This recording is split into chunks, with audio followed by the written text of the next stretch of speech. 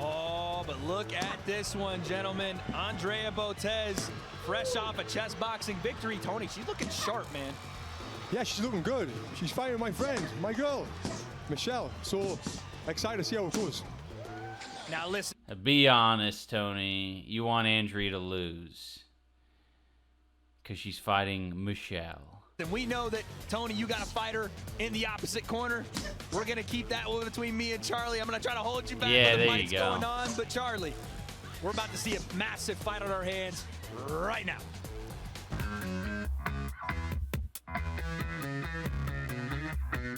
If I'm gonna win a fight, I need the best people in my corner, and I'm going all in. This means training 6 days a week in the gym. Michelle trains harder than anyone. Andrea, absolutely phenomenal boxing. I thought this was a chess boxing match. It felt more like hide and seek. After my Damn. chess boxing match in December, there was nothing else I wanted more than to get back into the ring. Everything's better. Hey, we've got Andrea here, looking tough tonight. Thank you. How long have you been training for this one? About 2-3 months. Wow. 2 months. Looking shredded. Thank you. We had to put in the work. I've been training 7 days a week for the last like 3-4 weeks, so I've been catching up. I've been putting in the work. Well, you look great tonight. I'm excited to see you fight. Oh, thank you.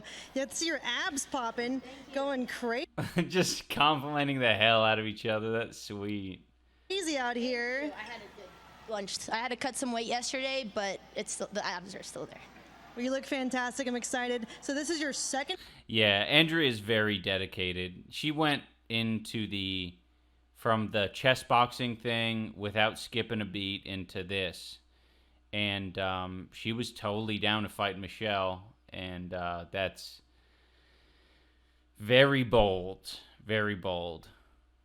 Especially since, you know, the person she was fighting in the chess boxing tournament, it was like they were... she wasn't much of a boxer. And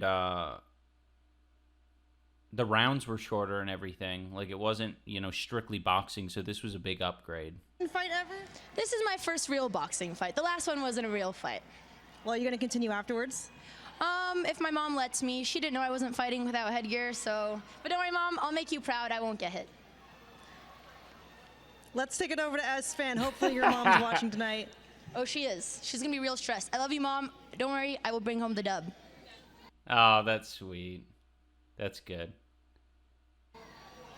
She ended up not getting, like, too injured, especially compared to Michelle. I think Michelle got pretty injured. Guys, I'm here with Michelle Khare. She is very excited. She's got the juice. How do you feel? I'm freaking ready, man. Let's go! Michelle's been training. I mean, I saw you warming up here. The pads were popping. They were loud. I heard her down the hall. I was coming out the bathroom, and I was like, what is that noise? Michelle's looking ready. You're looking excited. Do you have anything you want to tell the fans? Thank you for being here, and you're about to witness a showdown. All right. You know Michelle wanted to say something spicy there. She wanted to say you're about to witness a murder. But she was like, I should... recalculating. A showdown. Back to you guys. Well, a showdown sounds pretty good to me, so I'm going to toss it over to you, Tony, since you know one of these fighters pretty well. Yeah, I'm excited for this one. Michelle's been putting I'm the work super like excited a for this real one. I have professional zero athlete. idea. And I mean, I know who wins, she's but had the one chess boxer match. She's got the big weight it went to advantage decision. over Michelle. But it's going to be an exciting fight. It's going to be an exciting fight. I'm looking forward to these ring entrances right now.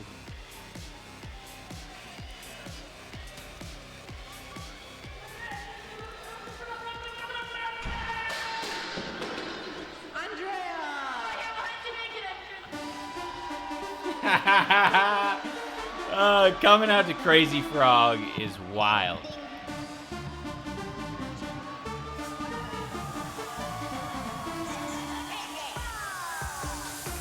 Oh my god, what is this?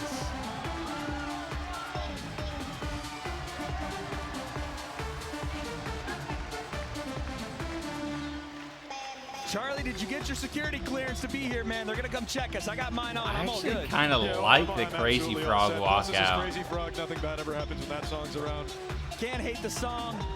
Tony, like I said, you got a fighter in this one, but looking across the aisle there, what are you seeing from the opponent here? I'm seeing Andrea very confident. She's in great shape. She's the bigger of the two. She's got the fight experience as well. She's had that one fight. But yeah, Michelle's trained great as well. But yeah, Andrea looks in phenomenal shape, and she's only just turned 21 as well, so she's young. Young, fresh, ready to go, showing off the guns, ready for her fight. But her opponent about to make her way in, Michelle Khare.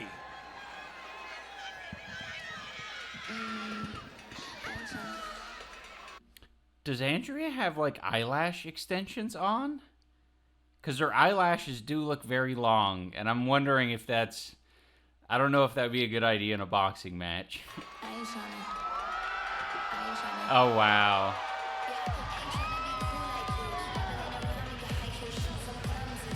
This is so extra.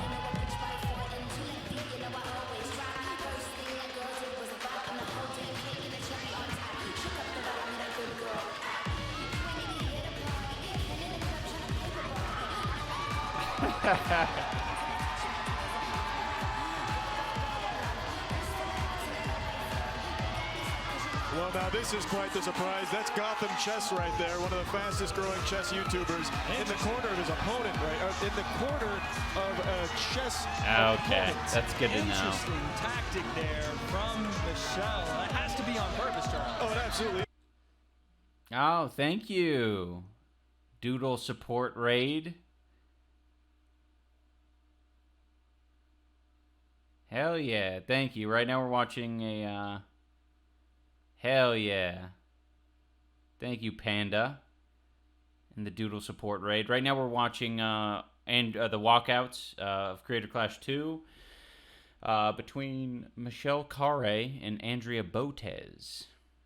Plus he saw the signed challenge accepted. I believe that's him challenging maybe Andrea to a fight as well, which would be quite a wacky mix-up. Yeah, I don't know about that one, but I do know that look at the eyes, the intensity of Michelle here, Tony. She's been training hard, learning fast. Talk to me about Michelle. Yeah, I mean, she works as hard as anyone that I've ever worked with, and I've worked with a lot of people. So I'm very interested to see what really happens in this fight. Can she transfer? Man, I want to be part of someone's walkout party, or at least corner somebody, but just because I want to see what the experience is like, you know, just kind of sitting behind the ropes. I know I'd be pissing myself, but check the total.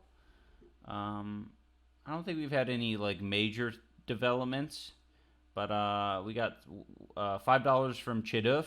Love you, iDubbbz. From Gundog Millionaire, $5. Do a legit food review in the Storm Drain. An anonymous. Thank y'all. Sorry, guys, we don't have a donate command in the chat. But basically how this works is we have the main charity in the form of Critical Role Foundation. They have their foundation, so they have like multiple charities that they donate to, and then the other charities are all getting donations, and that's why we have the extra total listed right there. And then whatever charities end up missing out on some of the funds, we're gonna send funds from the upload of this stream and the full broadcast and the fights and all of that. We're going to put that toward the other charities that don't get as much.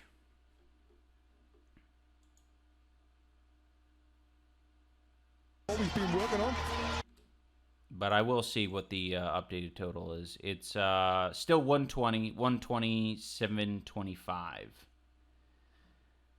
Good morning from the UK. Had my Wheat Bix and I'm ready to start the day. Hell yeah, Joshua. I love that. Wheat Bix. Into the ring. Yeah, I'm sure she can. The word of this moment is intense. Both from Michelle and Andrea. But the man to get it all started is Akinola in the ring with our official introductions. .com for all your behind-the-scenes action for Creator Clash 2. That's fansly.com/Creator Clash. Let's get this next match underway. Introducing first, fighting out of the blue corner. She's trained with NASA astronauts and Olympians. She's trained with the FBI and the US Secret Service, all on her viral YouTube show, Challenge Accepted. She stands 5 feet 3 inches tall and weighs 120.8 pounds. From Shreveport, Louisiana, she's YouTube's daredevil, Michelle Khare!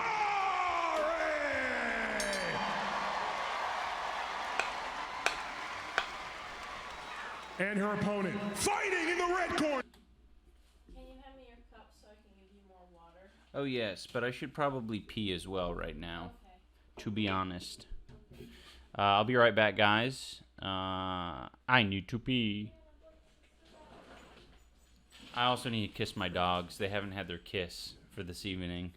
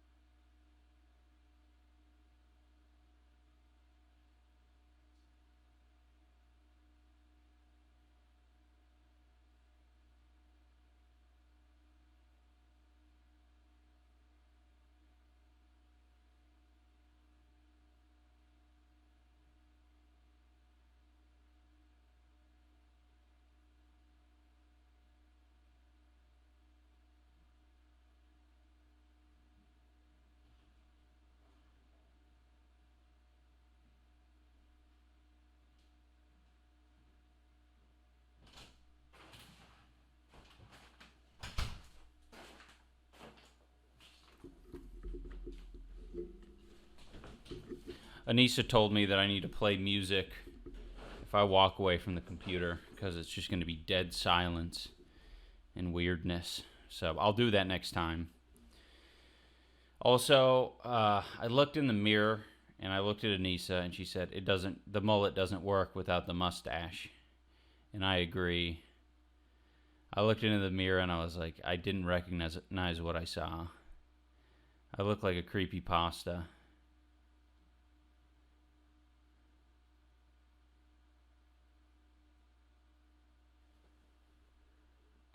We need to go bald. Yeah, that's the only way it works. We need to go bald.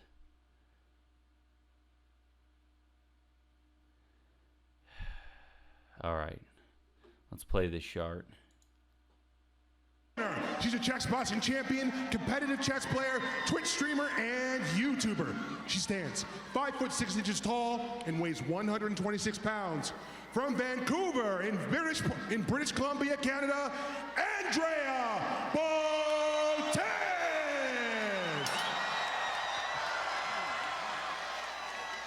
It is time, gentlemen. Look at the intensity on both ladies' face. Charlie, there's no playing around anymore. This isn't chess. There's no games involved. No, this is anything but chess. Also, I was completely wrong about the challenge accepted sign, clearly. Though that would be a fucking crazy match if Gotham Chess fought Andrea Botez.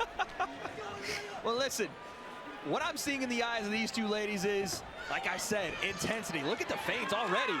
Round one, here we go. Right after it. Michelle bouncing on that lead foot. Look at the turn. This is an experienced boxer I'm seeing right now. Nice jab from Michelle right away, Tony. Yeah. Man, it's so different. They're very fast. Michelle needs to be moving to her right away from Andrea's big right hand. Ooh, combination there from Michelle. But you see her footwork is on point. Bouncing in and out of range, off that lead foot, turning angles. Andrea's in a fight here. Charlie, if you're watching Andrea, and she's handling an onslaught right now, how do you turn the tide on something like that? I'm not sure, but to my little smooth brain, I can say for sure Michelle looks like a very experienced fighter. Yeah, she's bouncing on the toes here, in and out movements, good feints. Like Tony said, moving away from the power hand here. And if you're Andrea, you might have gotten in the ring with someone you didn't know the experience of, and she's throwing.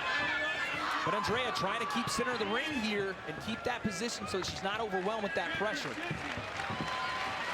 And Michelle doing a good job bouncing around the outside, not staying in range for the exchanges, popping her jab and getting out, getting to safety, and working efficiently. A great stylistic matchup between these two ladies so far, I will say. And look at that, Andrea starts to cut the ring off a bit versus chasing. We get a clinch here. Nice shots to the body there in the clinch from Michelle. 40 seconds left. And Charlie, I think it goes without a doubt by saying this might be our most technical fight of the night. So yeah, there actually isn't much to comment on. It's easier to like point out when people are doing, you know, generally wrong things because it really stands out. But when it gets to this level where, they're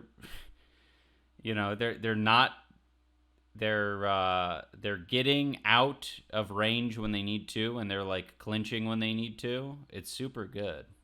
It's looking that way. It really seems like both fighters honestly have a pretty good handle on the sport here. That was a big right hand that Michelle uncorked there. Probably the biggest shot she's thrown on the night. Just missed with that one. Nice stiff jab there. And gets I feel like we're also hearing the punches when they land. Out of range. Last 18 seconds, round number one. Both ladies, again, intense and looking for that one shot to separate them in a close first round. That was a nice right hand on the break there from Michelle. Referee's warning about holding that arm, but that was a clean separation in right hand there, Tony. Yeah. Those were some fast punches, too. I'm telling you, man, that was a great first round. Takeaways. Tony, what'd you see there? Yeah, it was a close round, and I know Michelle's game plan, which it was, do that, because Andrea is dangerous in the early rounds. When we watched her last fight, look at that big overhand right.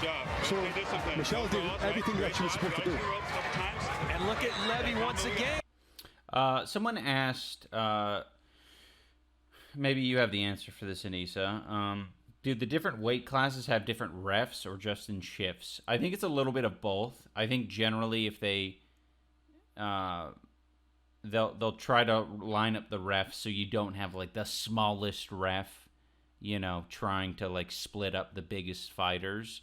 But generally speaking, the refs are going to be, you know, pretty like comparable in size. I think it'd just be a weird thing if you have like a small female ref with two massive heavyweights or something. That's the only time it would be like probably a bad thing.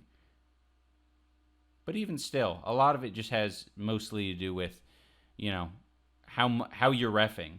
You know, if you are a smaller ref, you're going to be more serious with people when you say you fucking knock that shit off or I'm going to fucking call the fight.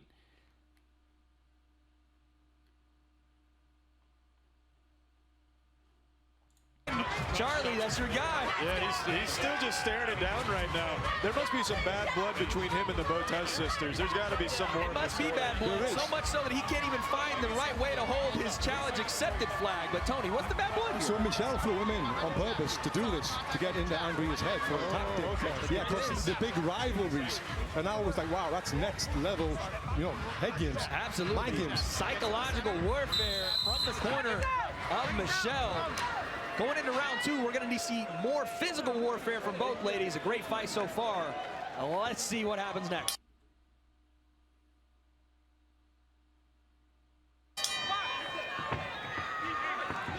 Something I liked out of round one from Michelle was the bouncing in and out of range, Tony. Not staying in to exchange, but throwing her shots and getting to safety. Yeah, she's willing to be on her toes, which is just swinging that big right hand. Again, yeah. A little bit short. You'd like to see her again extend that right hand, maybe straighten out just a bit there through the exchanges. Just get the feet a little bit closer and it'll land. Like, really. She is letting it fly.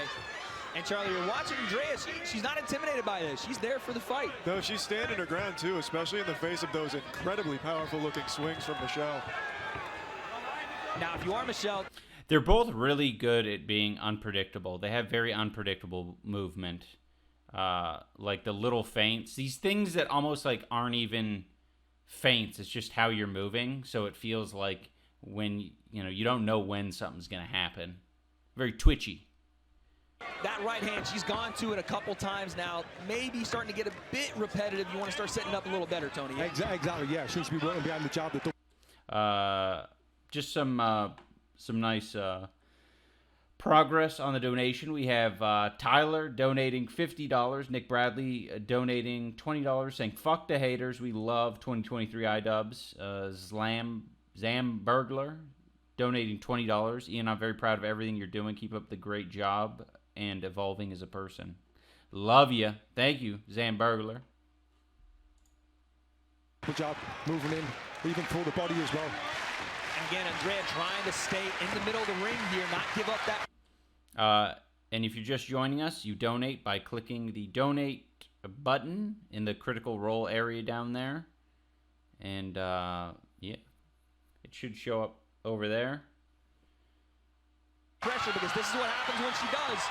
Nice exchange there. Again, Michelle throws some short shots in the clinch and gets out of range. Nice head movement. Lovely head movement. Beautiful footwork there from Michelle to alleviate some pressure and then tags her with a right hand out of it, Tony. Yeah. She needs to get them feet a little bit closer when she's attacking and then keep stiff jab. Keep moving the feet back on the defense. And in every exchange, it does seem to be finished and punctuated by Michelle here, Charlie. Yeah, it absolutely does, which is very impressive considering the height advantage here that Andrea had coming in. She's working this very well. And you see the difference right now, especially in the techniques from both fighters, where Michelle is going jab, then right hand, left hook. Andrea is either one shot or following up with a couple, but on the same side. Again, you're seeing her not necessarily put the shots together as fluidly as Michelle is, and that might be her down. Michelle's making it really hard to punch her. Like, she's constantly moving. Like, Andrea has to do a lot of, like, basically fucking, like, running at Michelle to get in there. It's kind of how I felt like fighting Dr. Mike a bit in the first creator clash. He was really good at coming in and out of range. So far. And every big shot that Michelle's not connecting on is just another thing that's going to wear her down in the next couple rounds. Last couple of seconds here, round. This ref, by the way, And that's why it's so nice to go back to the same place, going back to Tampa every year, because you just see the same refs, and you sort of form a bit of a, you know, I don't know, it's just tradition. You just like it. I like to see the same people. You know, he did a good job the first year.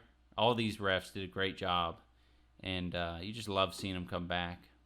Number 2, shots to the body, tries to go upstairs at the break of the clinch. Another one and a stare down from Michelle at the end of the round. You want to talk about intense bad blood.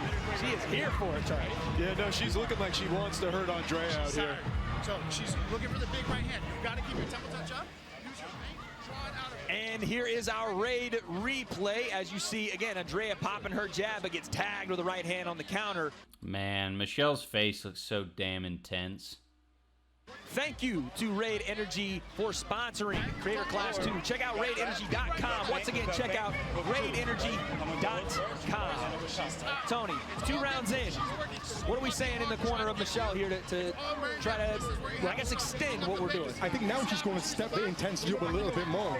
Stop trying to go to the body and then come up with the head. You said this in the opening, that Andrea starts out very fast, very strong. You guys anticipated that. Is that why we think that intensity level is going to come up? Yeah, she'll come up. But as well, Andrea's in great shape. She's a fit girl. Phenomenal stuff. Close fight through 2 rounds. Here we go with round number 3. And one thing we saw in the stats is a lot of Andrea's blows are just not connecting because Michelle gets in and gets out so quick. She is very, very quick. Great balance in her footwork. And when we are inside, we are seeing both ladies a little bit more overswing in there, a little wild in the clinch. Maybe time to settle down from both in there and accentuate those exchanges with more big head move there. Nice right hand. Andrea rolls with it, but you are seeing a little bit of a swelling on that left eye of Andrea Botez. Eats another jab as Michelle gets out of range. To be honest, like, Andrea versus Marisha would also be a pretty good and fair fight. But again, I have to say I am pleasantly surprised with her technique. Is Andrea. We got some good donations here. We got a donation from Megaroo, Strawberry Sarah, Char Char, and Char Char donated again and said, "I love Creator Clash. I'm so sorry to hear they didn't break even. It's not much, but I hope this really helps reach the goal. I'll be supporting you as much as I can for the remainder of the stream." Thank you, Char Char. $20 makes a difference, and any amount of money makes a difference. You know, this money's all going to charity, so whatever you can do. Tony says, "Family, family, family," and Ed Shanti donates $5. Big fan, still a fan. Continue to support what you're doing. Growing up watching your bad unboxings, keep it up. Hell yeah, blessed. Family, family, family. Andrea lands a right hand there on the break. Yeah, Michelle done a lot of sparring with Haley for this fight. Right hand. Oh, great right hand. That one lands through, and Andrea feels that one. You can see immediately, Charlie, she put that glove up to see it. Did I get hit by that? Is that really what just happened? That's just one of those things. Sometimes you just catch something mean. Left hook, right hand, barely goes by the guard there. Nice jab, though. Man, Andrea's got a lot of head movement. She's good head movement and good cardio. It's like super impressive. We've seen like a lot of the other fighters at this point really start to slow down. Andrea, she answers back. A little blood seeping out of the nose here from Michelle. Unfazed, though, Tony. Yeah, it happens all the time. It happens all the time in sparring, so she's used to this. But what a very well-matched fight, I'm sure you'd agree. Absolutely. This, again, you want to talk about technical ability and 2 people that are around that same level in the ring together. We're seeing a beautiful fight. Right hand there for Michelle. Knocks Andrea off balance. Her corner urges her to come forward and follow up on that. Tony, it looks like that's where the openings will be. And now she's stalking forward. Andrea on the back foot. You're starting to see Michelle try to take more offensive measures here. And if you're Andrea, you can't just throw that right hand. It can't be single attacks. You have to either throw those combinations or start it with the jab, right hand behind it. Last couple seconds here, round number 3. Beautiful overhand. And a right hand to the body to end the round there from Michelle Khare. Gentlemen, let's listen into the corner of Andrea Botez here. Ready? Great round. You got to start doubling up that jab, pushing off your back foot. You got to press in. You got to move forward. Boom, pop. Yeah, to add a little bit of clarity to the loss, like the 250K loss is just like, you know, that's between, you know, Real Good Touring and, you know, some of our partners, like, we're just soaking that loss. And like me personally, you know, I'm not getting reimbursed for any of my training. You know, any of the like the editors that I've paid to edit stuff, like I'm not getting any of that money back. And that's not even part of the 250K that were, you know, that's a loss, you know. So it technically it would be more, but that's just, you know, all my responsibility basically, you know. So it is what it is. You know, what we're doing in this stream is just going to charity. Like, we're not trying to like make up any of our losses business wise. Touch your tempo. All she's looking for is that big right hand, okay? So if you step into her range, be ready, boom, draw it out, counter. Otherwise, create more space. That right hand is trash. It's trash, okay? Double jabs, pressing forward, get in, then let your hands go. You hit harder, you're longer, you're stronger, and you work way fucking harder. This is your time to take over. You need these last 2 rounds. Okay? Yeah, we need these rounds. Hold forward, press it. He's tired. Hold forward, keep touching. Double up the jab. Let's go. Tony, I gotta say something here. They calling your fighter's right hand trash. Well, that's the right hand that's done the most damage in the fight, so it can't be that bloody bad. All of his other instructions was perfect. What do you give Andrea? No, absolutely. The corner instruction there was great, and you heard him say this at the end of that instruction. We need this round. Yeah. They obviously feel like Andrea might be down a couple of rounds here. Oh, now Andrea's attacking. But then she gets caught with that terrible right hand again. There's the right hand. We're about to see a fight between Tony and I was going to say, let me hold Tony back over here. Nice stiff jab there from Andrea. But you're right. The instruction there was, listen, that right hand's coming. Be ready for it. Counter and throw a big one behind it. But as of right now, toe-to-toe, both ladies are going, Charlie. Yeah, Andrea had some success there. Man, they don't look tired at all. She's having a fight so far. Yeah, it seems like in these later rounds here, she just has a lot of stamina to keep pushing forward, which is very important. Both ladies swing there. Nice. Both. In fairness, Tony did some training with Michelle, but he's not her main coach or anything like that. He just basically like connected Michelle with coaches at his gym. So he's not, I mean, he's certainly biased because he's rooting for Michelle because she's like tertiarily connected. But it was the same thing for Haley as well. Haley, you know, worked out of his gym.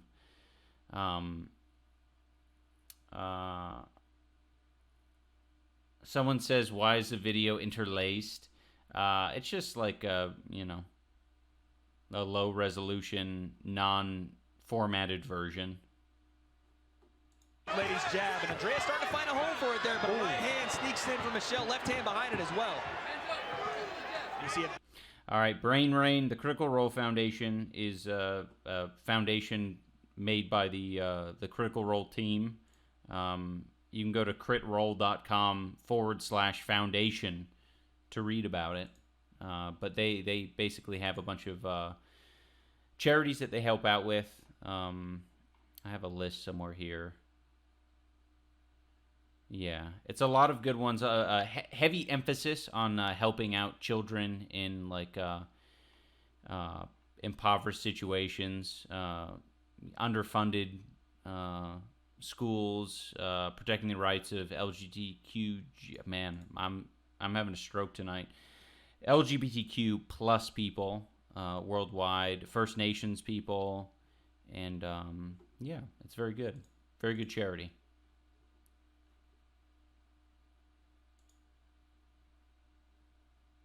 Big deep breath there from both ladies. They're feeling the effects of this 5-round action. Oh, nice job by Michelle. Jab. Michelle gets one through. Looks for the right hand on the break. Both ladies toe-to-toe, center of the ring. Last minute here of round number 4. And if you're Andrea, you heard your corner. You got to go here. They need this round. And Michelle doing a great job staying balanced and patient with her footwork here, Tony. Yeah. Not getting into a war. It's been a very high-paced fight. Nice counter right hand there from Andrea Botez. That one lands clean. It's actually kind of embarrassing to watch Michelle and Andrea fight. I'm like, damn. They definitely, like, should have been co-main event. I didn't know they were bringing this much heat. And big overhand almost sneaks through there for Michelle. Counter right hand, Botez. Oh, nice job. Jab, Michelle. Back and forth we go. Sticks the jab again. Looks to clinch here. Last 10 seconds. That's one thing I notice a lot with, yeah, exactly. Main event energy. No, for sure. And to be honest, I would like, if we were to do this again, I would like there to be a female main event. I think that'd be great.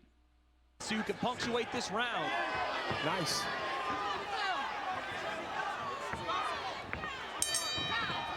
What a fight! What a fight! Beautiful round. You saw that little bit of stumble, that little bit of happy feet. Yeah, that's one thing I noticed with Michelle is that she would, when she had like a good exchange, it was like beneficial, you know, in the fight, she would fucking ram forward and clinch so that, you know, like Andrea couldn't gain points back, basically. Oh, Michelle's here? Hey, Michelle. Welcome.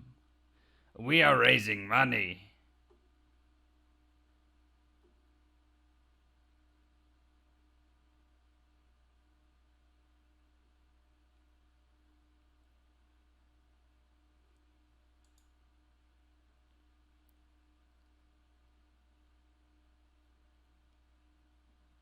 Yeah, you're doing... You got... I guess you got the same, you know, you're fighting at a box and burn. When we watched Haley's fight, I was commenting, I was like, Haley, you don't sit down during your... when you go to the corner. And her coach puts her arms on top of his shoulders. It looks like you're doing the same thing. It fucking paid off. Andrea Botez, I think you're going to see in this next round the fatigue really setting in for both fighters. Yeah, it's been a very high-paced fight, so yeah, we're already seeing some of that set in now. A lot of Michelle's early footwork is kind of starting to dwindle a little bit as she's getting to these later rounds. Let's hear what her corner has to say. Break free, make room, shoot that combo, right? Break free, make room, shoot those combos.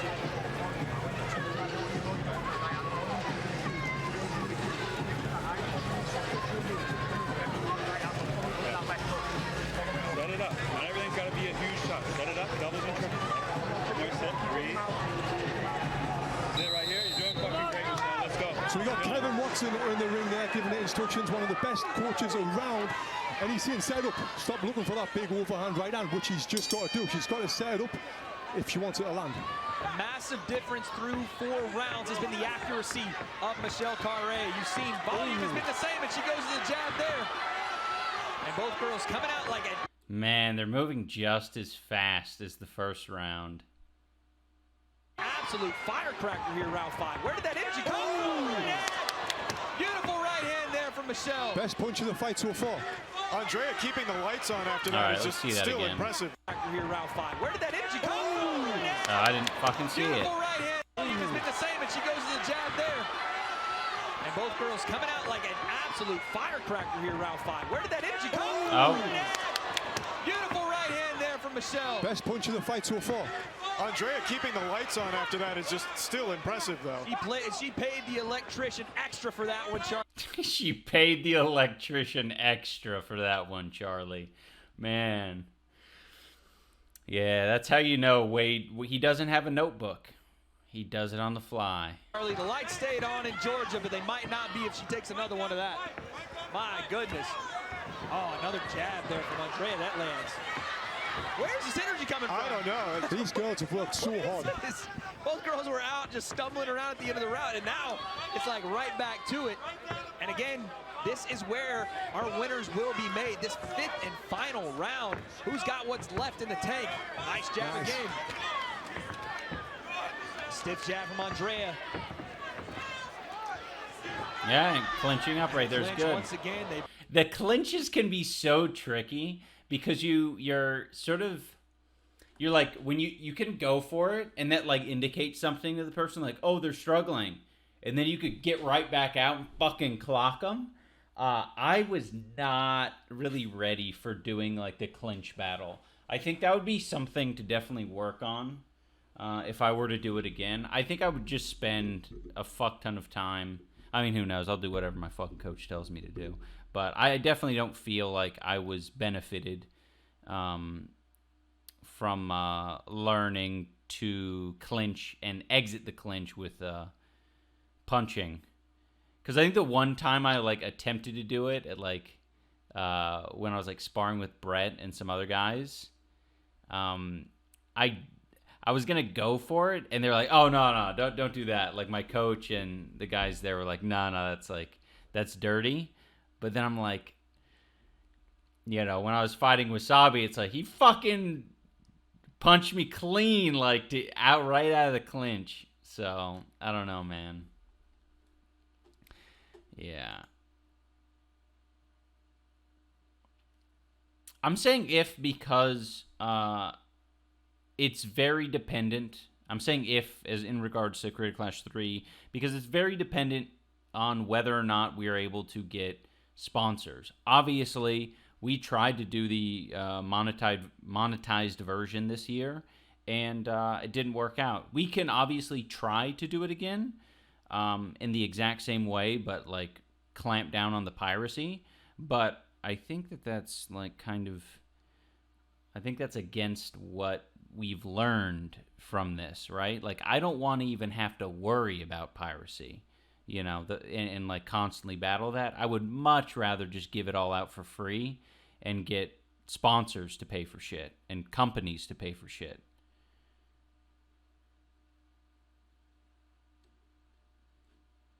And if we can get them to pay for shit and we can get big mega corporations to like match donations and shit, then that would be much better because then we don't have to worry about piracy at all. Everyone can watch it for free, and yeah, it's not an issue. We just got to convince the world, you know, streaming partners that like people want to see it and it's worthwhile and it's valuable and people have a good time and it's yeah, Uncle Dane, kick, where you at? Yeah. I mean, fucking, if YouTube and Twitch, or I don't know where else you do it, Snapchat, yeah. Let's see what the Tiltify campaign's at. All right, we're officially at 121,000. So we are slowing down, but that's expected. As I get more delirious in the fucking at like 12 p.m. tomorrow or today, then you know, maybe a random South American streamer will raid us and give us a lot of money. Maybe Fernand Flu or German Garmencia. How do you say his name? I don't know. If you had 1 to 3 million collective viewers, including pirate streams, that's mega ad money. I know. I mean, I wish it was. I hope it's going to be easy to convince people that it's worth it, like companies, but you never know. Holosoy German, yeah. Break. Michelle hits her coming out of the break. Back and forth we go. Highly contested. Right hand. Big shot there from Michelle. My God, Michelle is the Grim Reaper out here. Landing big shots. Woo, one just waves. 1 second. Can you guys tell me if my stream info says, does it say 24-hour charity stream watching Creator Clash, or does it say Canada Day Minecraft celebration? Fire face again. Oh, another right hand from Michelle. Another behind it. Tony's having a hard time putting away the caster bias over there. We're going to take Tony. First one. Okay, good. Thank you, guys. His headset, but what do you expect as his fighter in his corner? I understand it. Me and you, Charlie, we'll talk about the rest of this one. 25 seconds left. Can Andrea turn the tide? Will Michelle continue with that right hand flurry? She'll need a knockdown in order to even make this one close. Oh, another right hand, Michelle.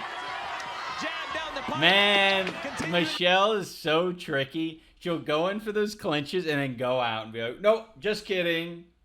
I'm not clinching. I'm hitting you.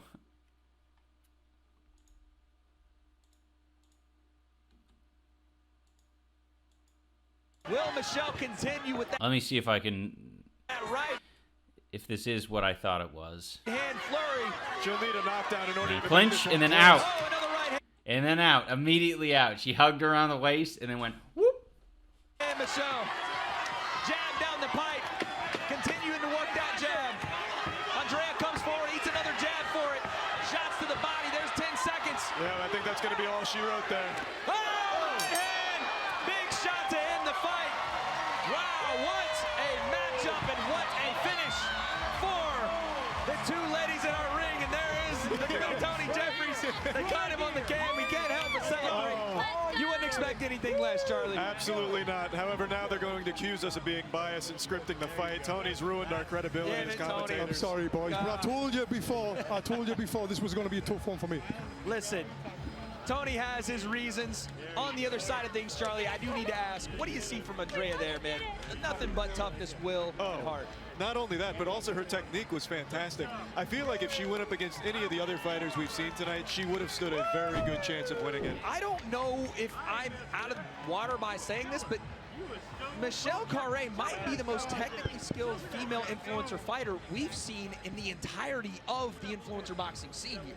I would be very comfortable saying that. Yeah. I don't know if I've seen anybody else with that kind of skill and, again, adjustments in the fight, Tony. Mate, she, like I mentioned at the beginning, she's worked like an Olympic professional athlete for so long. Olympic and a professional athlete. And, yeah, and I think it shows. Amazing fight. We are going to now get our official decision from Akinola. Ladies and gentlemen, Tito Wilgo scores the fight 49-46. Braden Jackson scores the fight 49-46. James O'Connor scored the fight 49-46. For your winner by unanimous decision, Michelle Khare.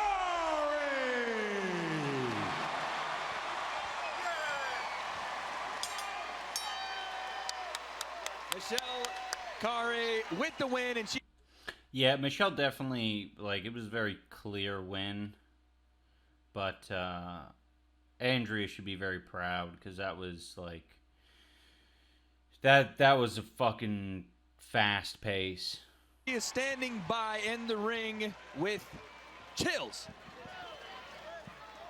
I am here with your winner, Michelle Khare. Michelle, you had more combos than McDonald's out there. Tell us. Jesus, it's so distracting. More combos than McDonald's. What was your strategy going into this fight? Well, first I want to say a huge hand to Andrea because she was amazing. And both of us took this fight on extremely short notice. So I just think it's amazing what she's done. This is the greatest challenge I've ever accepted, and all I've ever wanted to do is inspire other people who might not feel comfortable in certain spaces to explore them, and I'm so honored because of Ian and Anissa to be the last female fight. That boxing is the most fucking uncomfortable space that you can be in. That is tough. Hey Tony, I did this for you. It's all for Tony. She did all of that just to freaking impress Tony? Now, Michelle, your resume is absolutely stacked. I just want to rattle off some of the organizations you've trained with. NASA astronauts, Olympians, the FBI, the U.S. Secret Service. What aspect of that training helped you most to secure this victory? Well, I feel like I'm just constantly putting myself in uncomfortable situations, seeking discomfort, and I think that that's a muscle just like anything else that needs to be trained, so I definitely feel like I had that edge in this fight to just keep going. Michelle, congratulations. Let's give it up for your winner, Michelle Khare.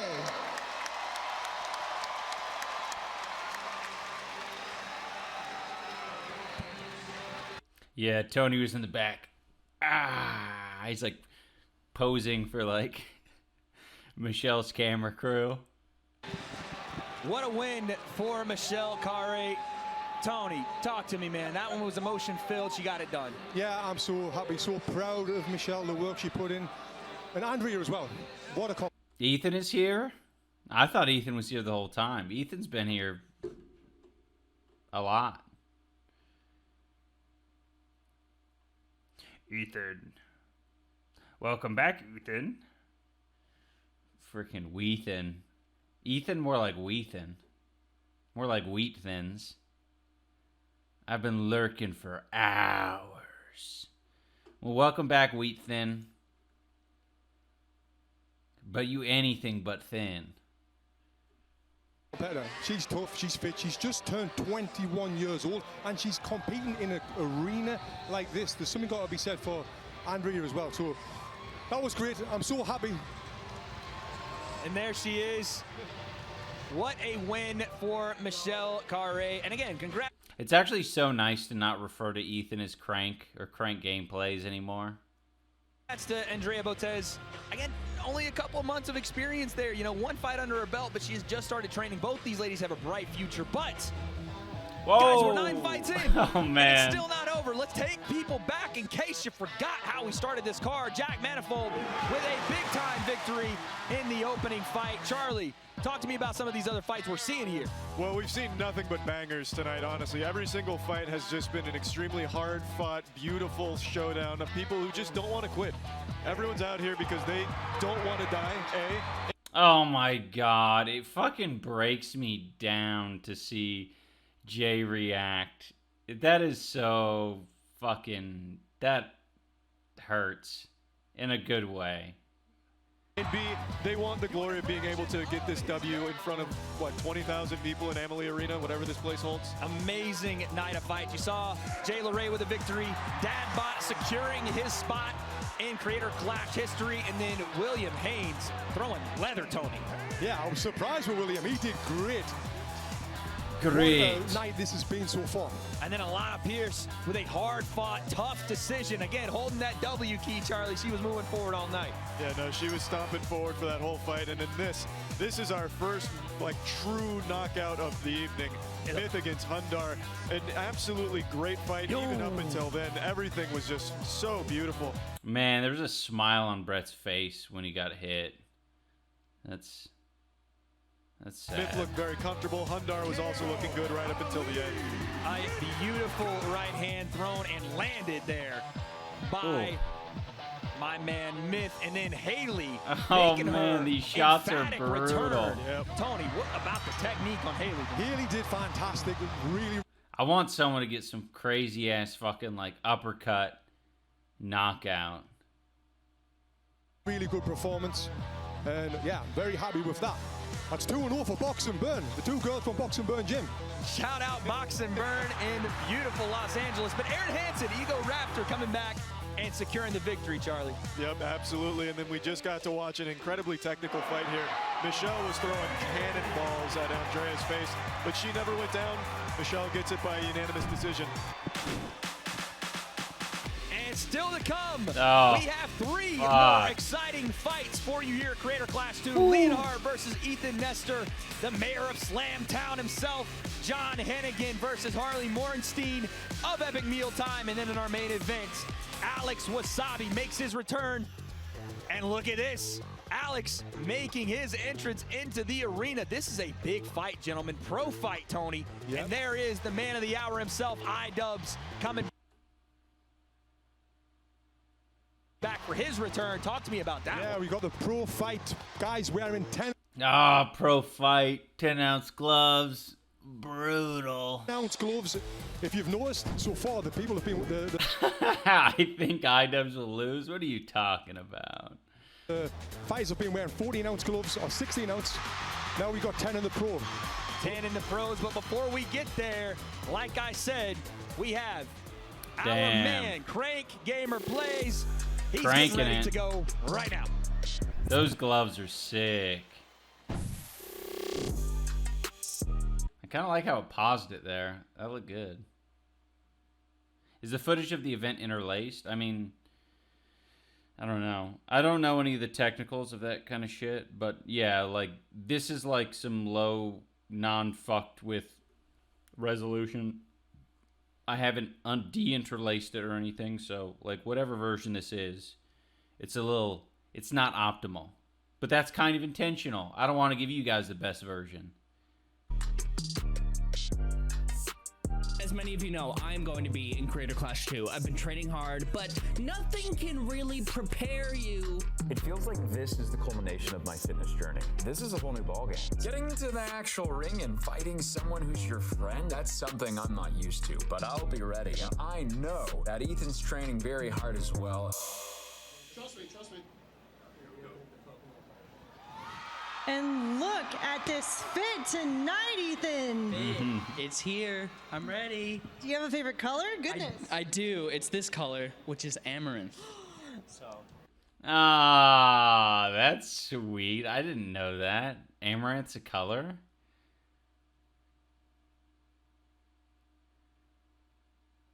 Oh, yeah. That's some good luck for you tonight, hopefully. Oh, God, I hope so. How long have you been training for? I've been training now for about 9 months, so I've been making a little boxing baby in here, and I'm going to give birth out there in the ring, so it's going to be great. Do you think you're going to win the whole thing? I hope so. We'll see what happens, I guess, in the next 15 minutes or whatever. But Find out if that baby's a W or an L.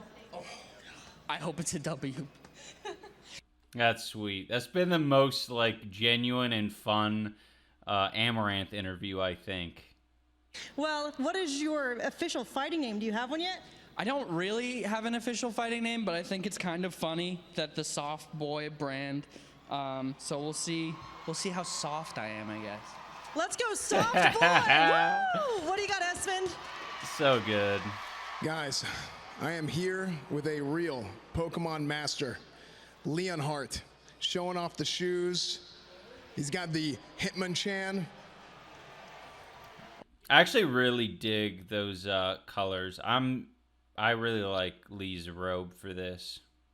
On the it does give off big Pokemon vibes. It's like a little bit fucking Hitmonchan colors with the purple, and then just a bunch of fucking like fighting energies. Robe here, look at that, looking good. Pokemon master turning into a boxing master. How do you feel?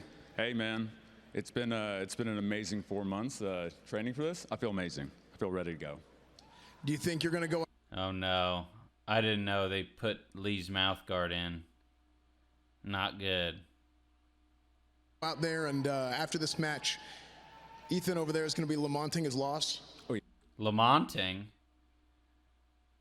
You mean lamenting? Yes, that's a fact. Absolutely. Do you have anything to say? Sometimes I don't know with S-Fan because he's very quick. And I'm like, oftentimes I'll be like the dumb one and I'll say, oh, that ain't right. Oh, it's an E-Rob reference. See, that's what I mean. I'm like, it's okay. It's a fucking Twitch joke. I'm the idiot. Oh, man. To the people watching at home. He sneaks those in. I don't know how he sneaks that shit in. It's just like Wade, but it's a Twitch reference. It's always like a Twitch reference. Yeah. You want a Pokemon Master to win this thing? You got one right here, guys. All right, there we go. Let's see it. Let's see it indeed. The tail of the tape is there, and Charlie, Leonheart, 10 years the senior of Ethan Nestor. Yeah, also, Leonheart is a big guy. He is a big guy. He's very muscular. That's 155 with maybe like 6% body fat at most. That is a guy who's been training for a long time. And Ethan, I know, has also been getting after it extremely hard. So I'm just very excited to see how this one plays out. Cute versus cute. This one is a competitive matchup, and it is ready to get underway right now.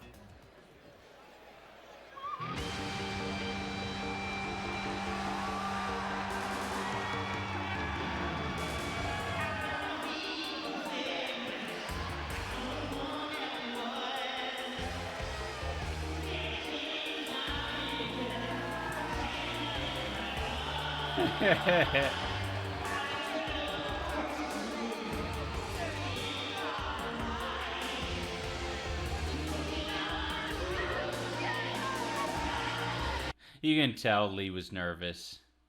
It's tough, man.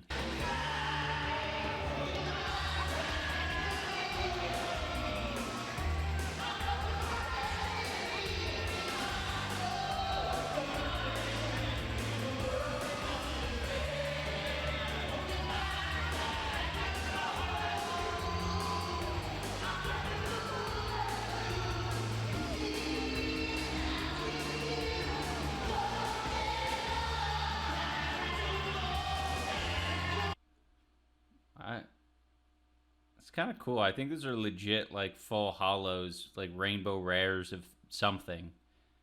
It's pretty lit. Now listen, gentlemen, he's walking out to the Pokemon theme song, but I will tell you one thing he does not want to catch all of are hands in the ring tonight, Charlie. Ain't that the truth? But wow, what a beautiful little concert we were just treated to there. I can't doubt anything about this man when he comes out and Hitmonchan. I can't tell if it's lit or cringe. It's lit. It's definitely lit. I think it would be more obviously lit if Lee had like a bit more energy, but he was definitely like nervous walking out. Fire and ice and thunder punch. He did like everything that he was supposed to, except like, you know, pick one or two of the things, which was like be like really energetic and active, or be like fucking like not caring about anyone at all and just fucking strolling through. Man myself, but he's gonna need all that and more for his opponent. About to make his way to the ring, CrankGameplays. It is nice. Jason gave me a signed, I think it was like a Bulbasaur Funko Pop. I thought that was very sweet. He didn't need to fucking give me anything, but he did, and yeah, very, very nice guy.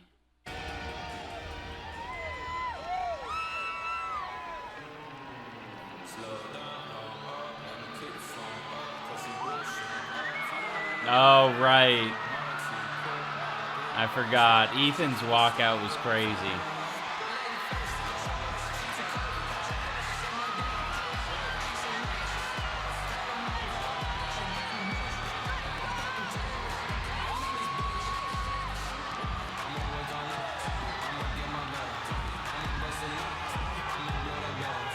That sign was, you have to do this fight, like you have to do this tour.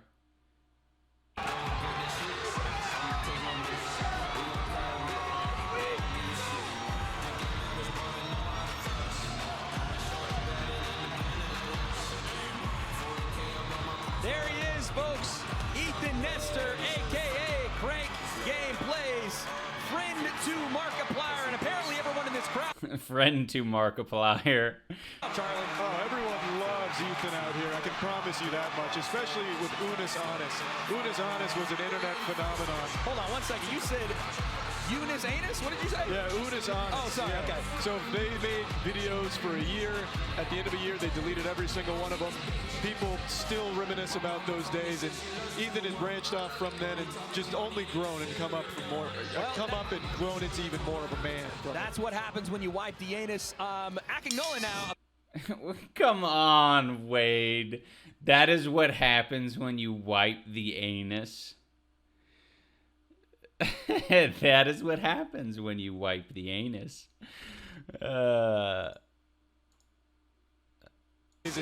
Ethan has branched off from then and just only grown and come up and grown into even more of a man. That's what happens when you wipe the anus. Akinola now, about to get out.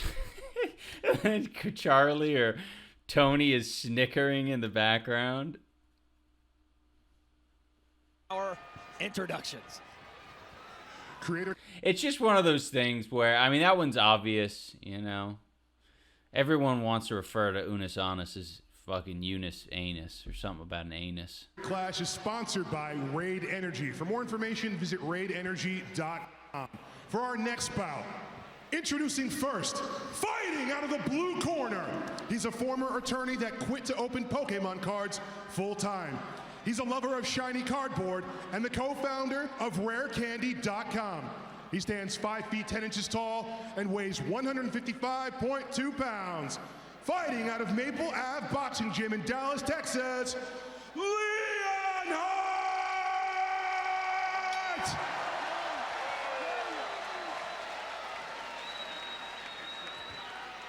And his opponent. Now we gotta pay attention to how many times our Ethan Nestor denies this poor man behind the text a fist bump. You gotta count the amount of times. We might have already missed one of them. Fighting out of the red corner, he's a YouTuber, Twitch streamer, and general maker of weird shit online. He's a co-host of the upcoming podcast Brain Leak with Jacksepticeye. He was the Unis of the dead, destroyed, and forgotten channel, Unis Anus. He stands 5 feet 8 inches tall and weighs 151.4 pounds. From Portland, Maine, he is the soft boy, Ethan Nestor!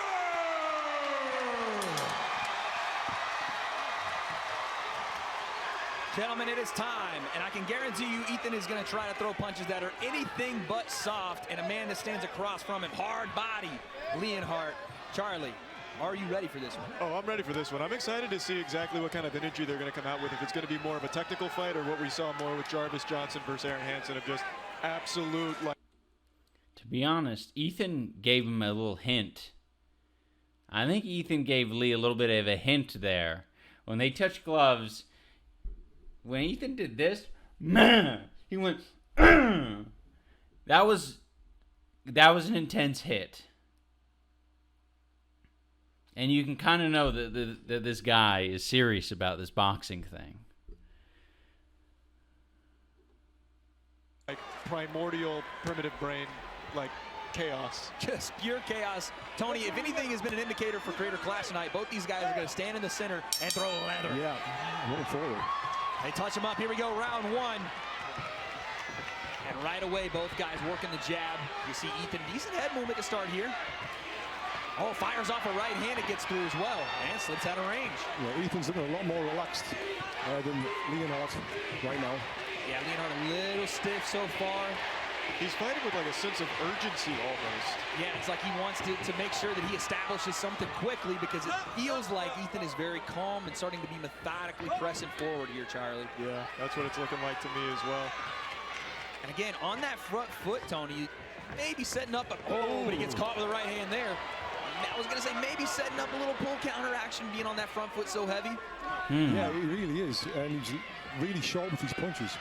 He looks very stiff, Leonheart. Jabbing away as they both stand center of the ring. Right hand doesn't quite get through. And Man, this is actually really good to see. I like that we put this fight near the end, because it's really good for complete newbies. They clinch, they separate. Leonheart points to the crowd and said he hit me in the back of the head. But here we go once again. And if you are Leonheart, you do need to relax just a little bit, because even if you're not doing a ton, being that stiff with your chin that high in the air, Tony, it's not a good look.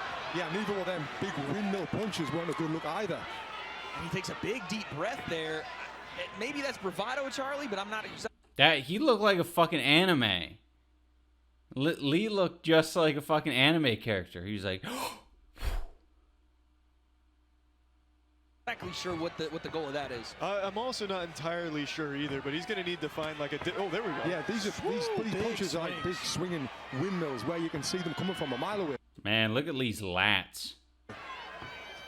You saw that one coming from the Bucks Stadium there, Charlie, yeah? Yeah. Looking like it. Oh, Great right hand from Ethan. And Ethan separates once again, and again, Leonheart. Is Leonheart chewing on something? It kind of looks like Lee's chewing on his mouth guard. I don't know what he's chewing on. I hope he's not. Hope he doesn't have gum in his mouth. Giving him a little bit of bravado there. Swing and a miss on the right hand. Tony, you're shaking your head. Yeah. This technique is not the best I've seen so far tonight. He's really short with his punches, really short with his jab. If he can't land a jab, he's never going to be able to land a right hook. Oh, there's the bell. One sneaks in late there. But there's our first round, gentlemen. Charlie, talk to me. What are you seeing? Well, I'm seeing exactly what Tony's seeing here. I too have a trained keen eye for boxing prowess, and it is looking like Leonheart is just kind of stiff out there, very robotic. He landed a few good blows there, but there's just not a whole lot of power behind him because he's just so stiff. And right there in our Raid Energy replay, you see Ethan's not having a hard time getting shots through. Let's see what Leonhart's coach has to say here. I need the 1-2 coming behind it. I need it. Quit playing. He's not playing. No. I want you to hit him. You hit him a while ago. I want you to knock the fuck out of him. I love Lee's coach. I want you to knock the fuck out of him. I don't think Lee's coach is French. I don't think he's the French coach. I think Mika's coach was the French coach. But I guess I could be wrong. Oh, he is? Oh, okay. Yeah. Yeah, you're bad. You're bad. He looks French. I mean, I was just listening to his accent. It just doesn't, no part of it sounds French to me. For real. For real, quit playing. Tony, that's a boxing coach's boxing coach. Yeah, that's a proper boxing coach right there. Give him real instructions. Stop playing. Throw them straight punches. Stop swinging these windmills. Yeah. He's not fucking around. That's what he said. I caught him in the hotel gym last night, and let's just say the hardest punches that Leonhart's taken have been from his coach. Last night in the Pat Center, he was getting worked with those, so he's got a real coach in that corner, and he's telling him, listen, you got to let him fly. Yeah, fucking Ethan, you could see just how constantly he's, like, resetting his body.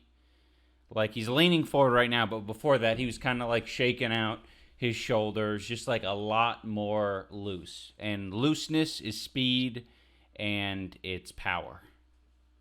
Here. Yeah, straight punches. None of them wild hooks.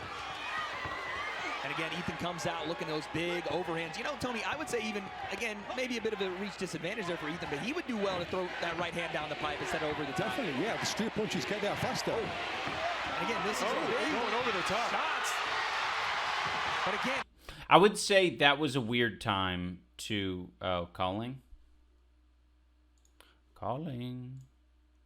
Baba Ganoush. Baba Ganoush. I was just going to give some interesting background with Ethan and Lee. Yeah. Ethan had an original coach that he had found, and the original coach... Ethan was very nervous about fighting Lee, and we couldn't figure out why, because I had a strong feeling that Ethan had nothing to worry about, but Ethan was like very, very, very worried. He kept saying, I think he's way bigger than me. And I was like, man, what is this anxiety? Like, where is this coming from? And we found out that his coach was telling him that, like, there was no way he could beat Lee.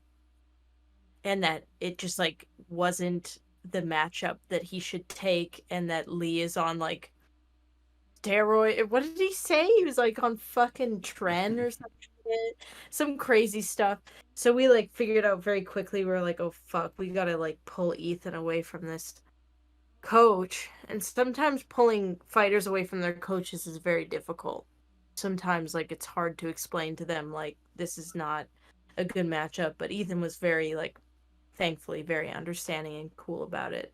And he was like, oh, you want me to find a different coach? And we were like, yeah, go with Grisha. So he ended up being coached by Grisha, who coached Sabrina and Chris Reagan. And man, it's crazy. Grisha was like, yeah, you want to fight him? No problem. No problem. We can do. No problem. And Ethan, the first time I saw him spar, I was like, oh no. I was like, Lee, if Lee doesn't have this type of energy, Lee's in trouble. Because Ethan's got something about him that not very many YouTubers have. He likes fighting. He likes getting hit in the head. So I don't know what the fuck that other coach was talking about, but I'm really glad that we pulled him away from that, because that coach really, he was convinced that Ethan was gonna lose. Ethan hadn't even done pad work yet. Yeah, Ethan's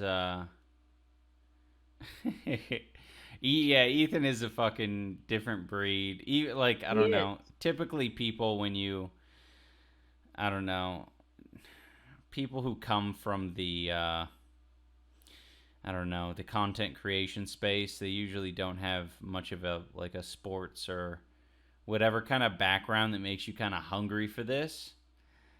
And there's so much more like hesitation of like, okay, let's play.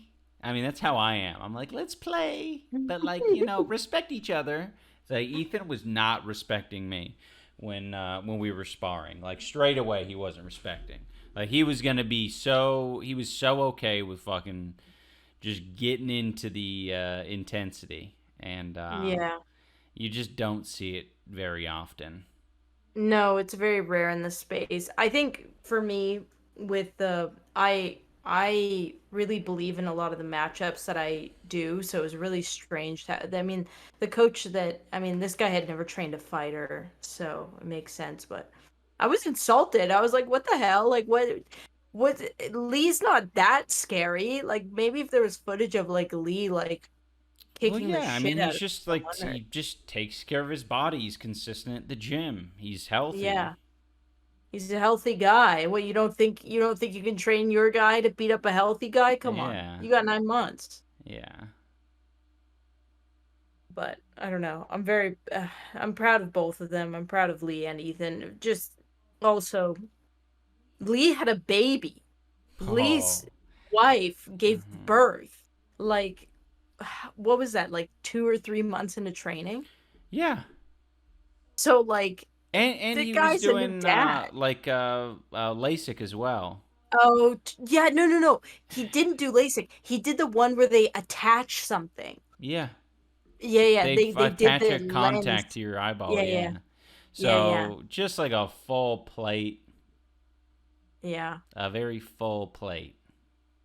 So I don't know. It's very bold. That's why I say, like, everyone who does this shit is a champion, because like a lot of these fighters have every excuse in the world not to. Yeah, legit. Lee really shocked me, because you're like, he really wanted to do it. It was funny. I don't know if he probably doesn't know this, but when I was out of town doing a business thing with Justin, Ian, you weren't there. We were like, I think we were scouting out the arena. And Lee, it was before we had chosen fighters, and Lee had messaged Justin and was like, I really want to do this. Have you heard from Anissa and Ian? So, I mean, like, bro was like dedicated. Like, he was one of the people who, Michelle, Ethan was really into doing it this year. Haley, Marisha, like, all very, like, Marisha was like, she didn't give a shit who she fought either. She was like, I just want to fight. Like, I want to be in that ring. So I just think that's very cool.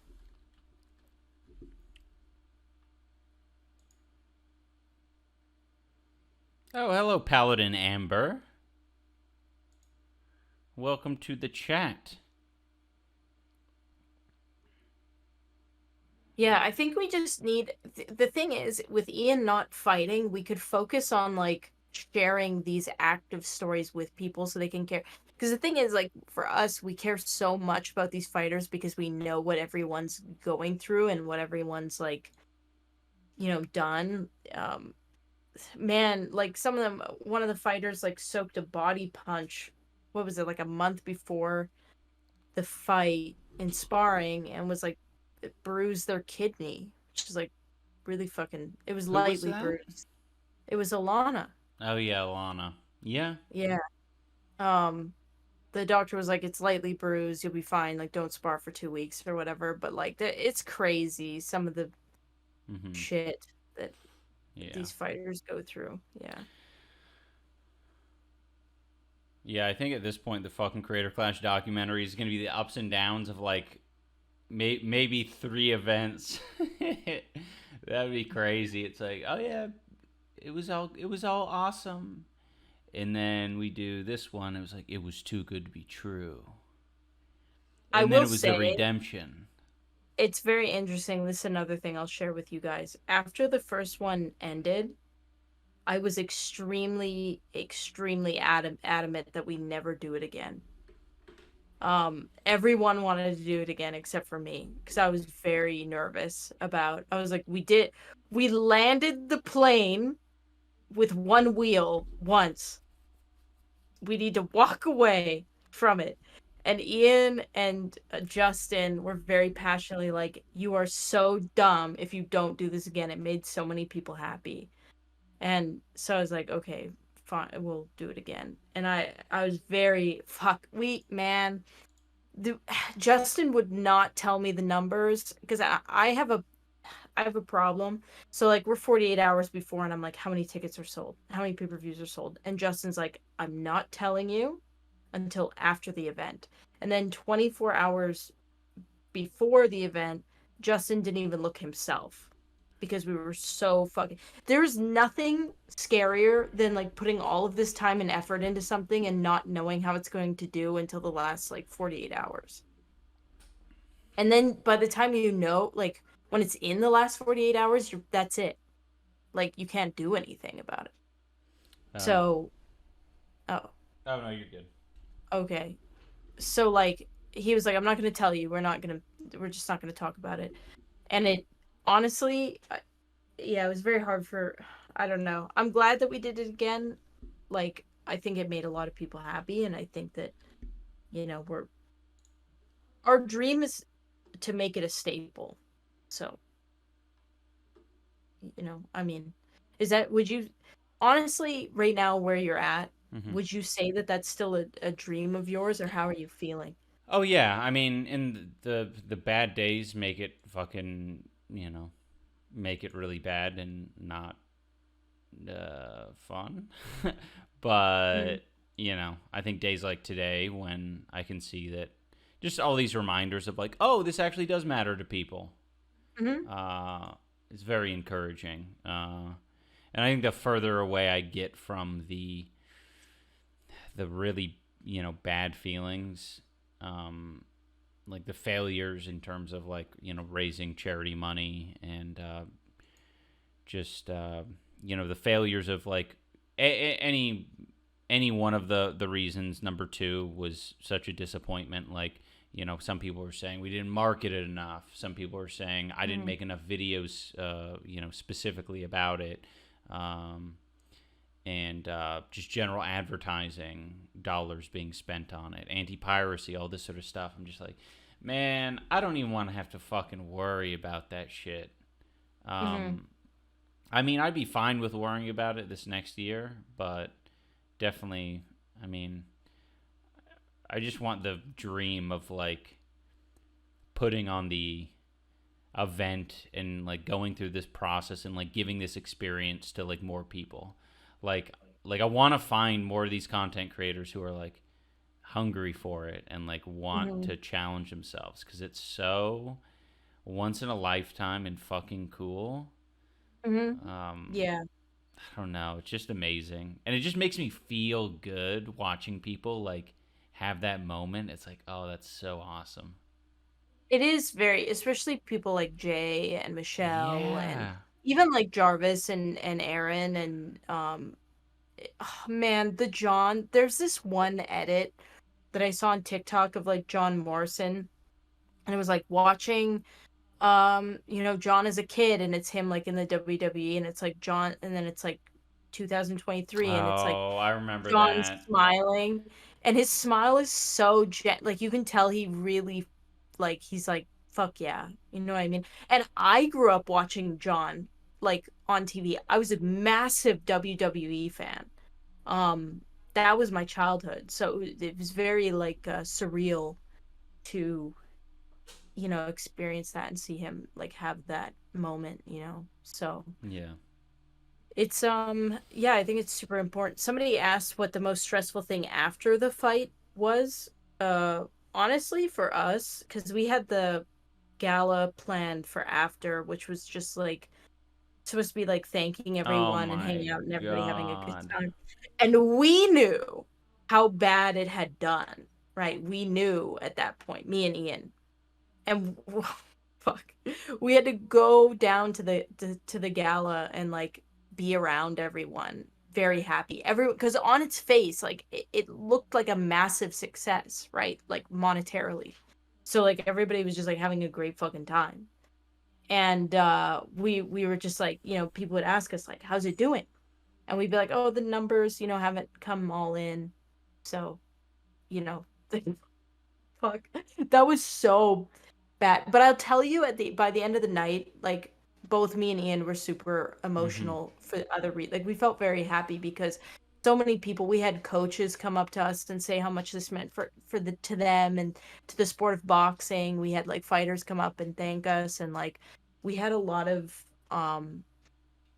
like good, man, for some reason I was watching it was like Haley Sharp and her brother doing karaoke, and it was such like a movie moment where I was Yeah. like, it's just so like, I don't know, but going down there, like waking up and Yeah.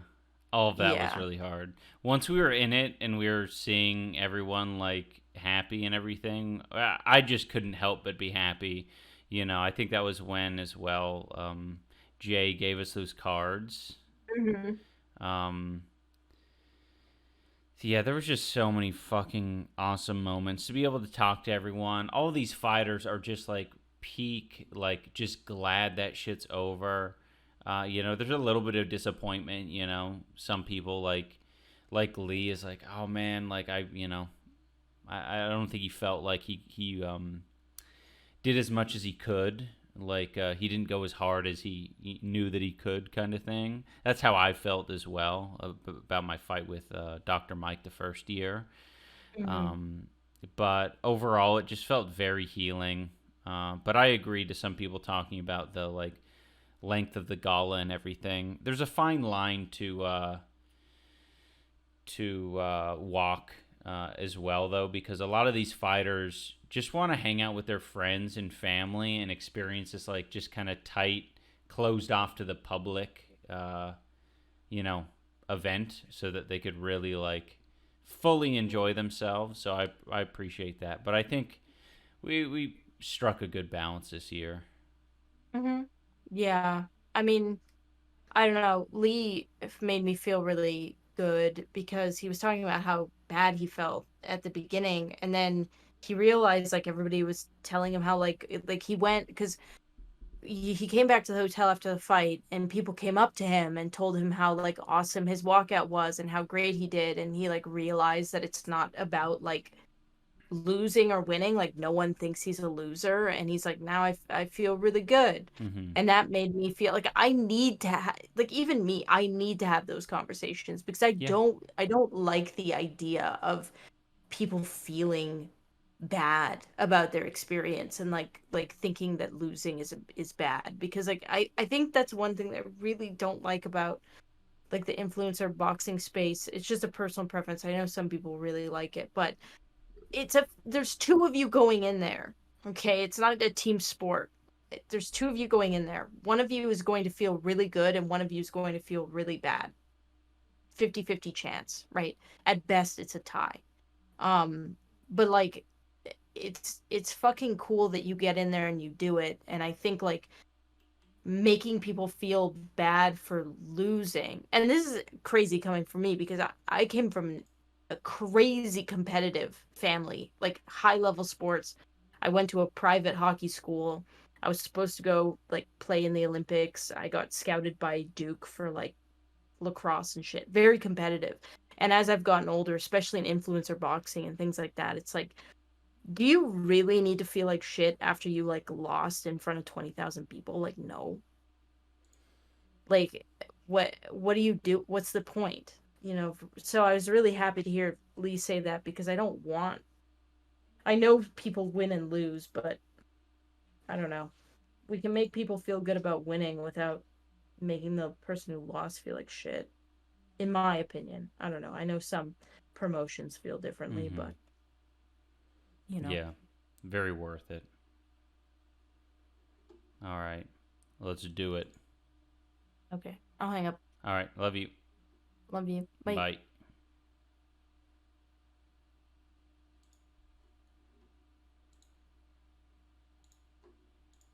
All right, let's get back into this. Not really landing clean because they are so close, and these overhands are swinging behind the head. Straighten those bad boys out, and you'll have a far better chance of landing from either guy. Yeah. The straight punch gets there way faster. And you see Leonheart, he's trying to start. I will say Ethan threw a lot straighter punches when we were sparring. I think the looping around the head kind of shit is definitely the adrenaline and the, you know, intensity of a real fight. Measuring that right hand straight. Ooh, but he's having a hard time defensively. You see that zombified arms out defense right now, Tony. It's not doing it well. Ethan's looking for blood right now. He is throwing some hammers for sure. And if you're Leonheart, you got to get that guard up, not out. That's the first thing. When that chin goes up and the arms go out, it's KO City. Yeah, it certainly is, my friend. Now, Charlie, you're a big fan of the Pokemon genre. Yeah, of course. Oh, big right hand again there. Oh, and he Oh, that was a bad one. But it happens because he was fully turned around. I know, you don't want to see it again, but I want to see it again. Now, Charlie, you're a big fan of the Pokemon. They're getting tied up. His arms are like fucking hell extended. Yeah, of course. Valid hits. Lee's grabbing on for dear life. Ethan's like, nope. Fuck. Yeah, that's tough.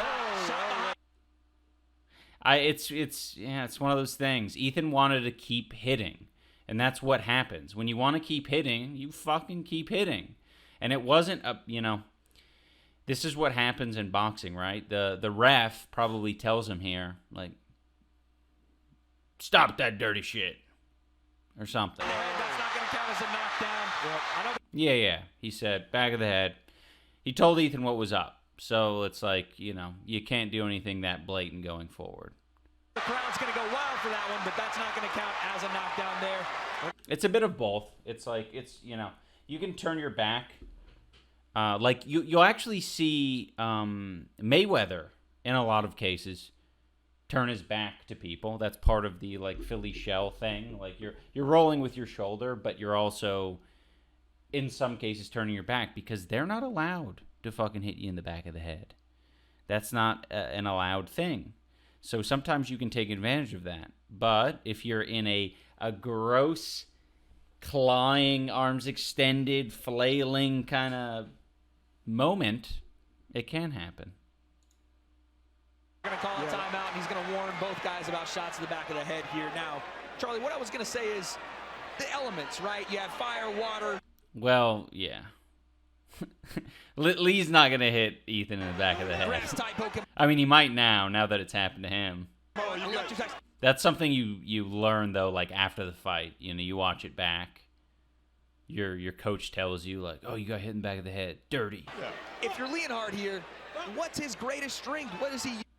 Mayweather can break the rules because he's a master. You can't turn your back as an amateur. A lot of amateur refs would stop the fight. Oh, yeah, of course. That wasn't the point I was making, though. I was making the point that, like you know, you shouldn't do it, but some people can do it for the reason you mentioned.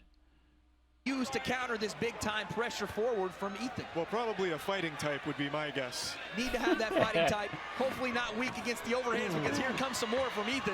Ethan is really swinging hard here. He's trying to put him to bed. He's trying to tuck him in. He said these right hands are not well filled.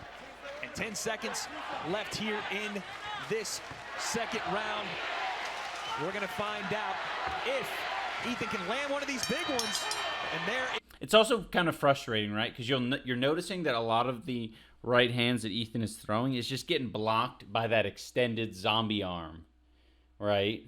And it's frustrating. So you're going to try to go around it. You either have to go around it and risk like hitting the back of the head or like the temple area, or you sneak in there, like straight down the middle, maybe an uppercut, but that's a very common punch, that like overhand. Is the end of the round. Ethan's definitely got that fight in him, that eye of the tiger, if you like. You know, he's really trying to hurt the guy. He's been very respectful, touching gloves, but then when it comes to, he's trying to knock him out. Absolutely. Let's take a listen in to Ethan. You can definitely punch hands away, but that'd be kind of, I shouldn't say it's an advanced thing. Sometimes it's, I don't know, like you just don't think to do that. It's weird. But you can, like, also when someone's punching toward you, the thing to do is like you bat it away, you know, either to the left or the right, maybe down, or you can like more aggressively paw down, but that kind of like leaves you open a little bit. So it's whatever you want to do, you know. Yeah. Let's corner and see what they have to say. When he starts hugging you, don't hug with him. Uppercut under, okay? Okay? Alright. Got it. I want to jab. When he's jabbing, move to the side under the jab, okay? Don't stand on the line with him except jab his collar. Under the jab and then right hand.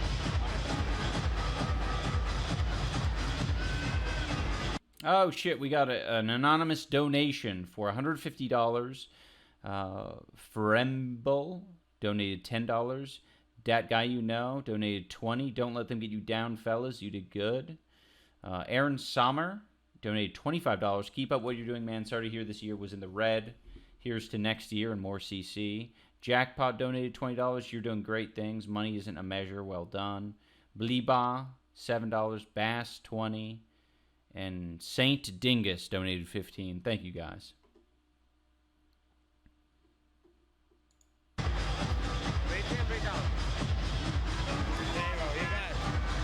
He's also looking extremely calm. Like he doesn't look winded. I believe he was actually a gymnast at one point, so he's got good endurance. And great instincts for the sport. You hear Tony in the corner, get under that jab, then come with the right hand. Because right now, being straight on the center line with that jab, he's not building the momentum to finish that right hand. Let me see that. Then come with the right hand. Because right now, being straight on the center line with that jab, he's not building the momentum to finish that right hand. Yeah, that was clean. That was clean. Can't argue with that one.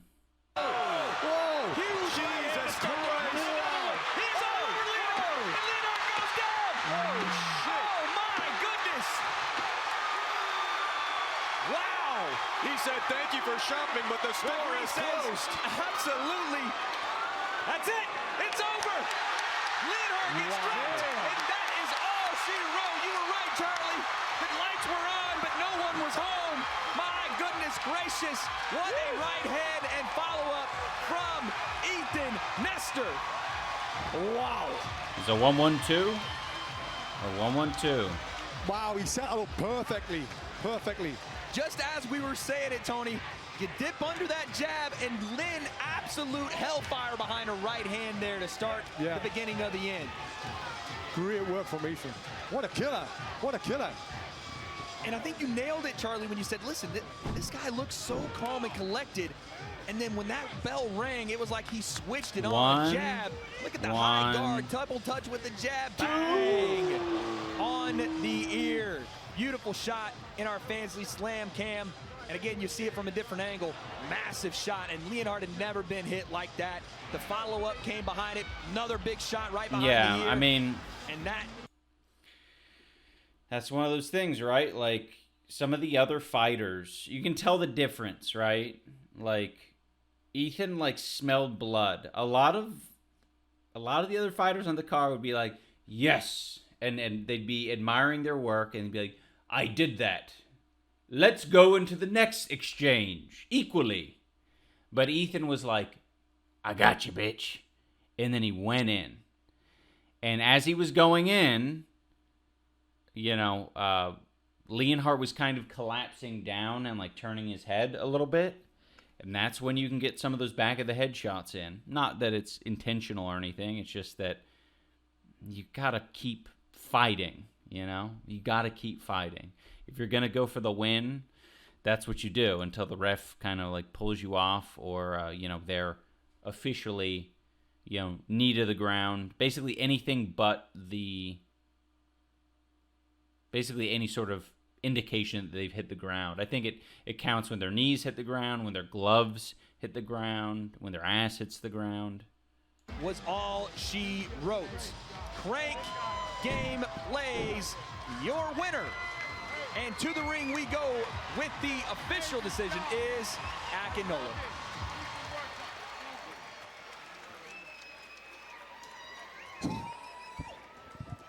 Crank Yanker. What a match from our two competitors. The referee has stopped the match. The referee has stopped the match. I can't hear anything. The referee stopped the match at 26 seconds left in the third round. The winner of the match by TKO. I wonder what's happening here. Akinola seems a little bit frustrated with like the audio. Oh, I think it's maybe there's like too much fucking Ethan hype going on.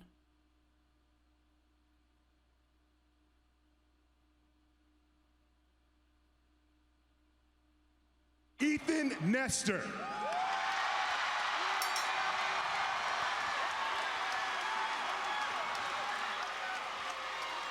He is fired up. Ethan Nestor with a win, and he is with our in-ring interviewer, Chills. I was like, who the hell's that? I was like, I'm hearing some screeching. Unis Honest, the Unis Honest crew.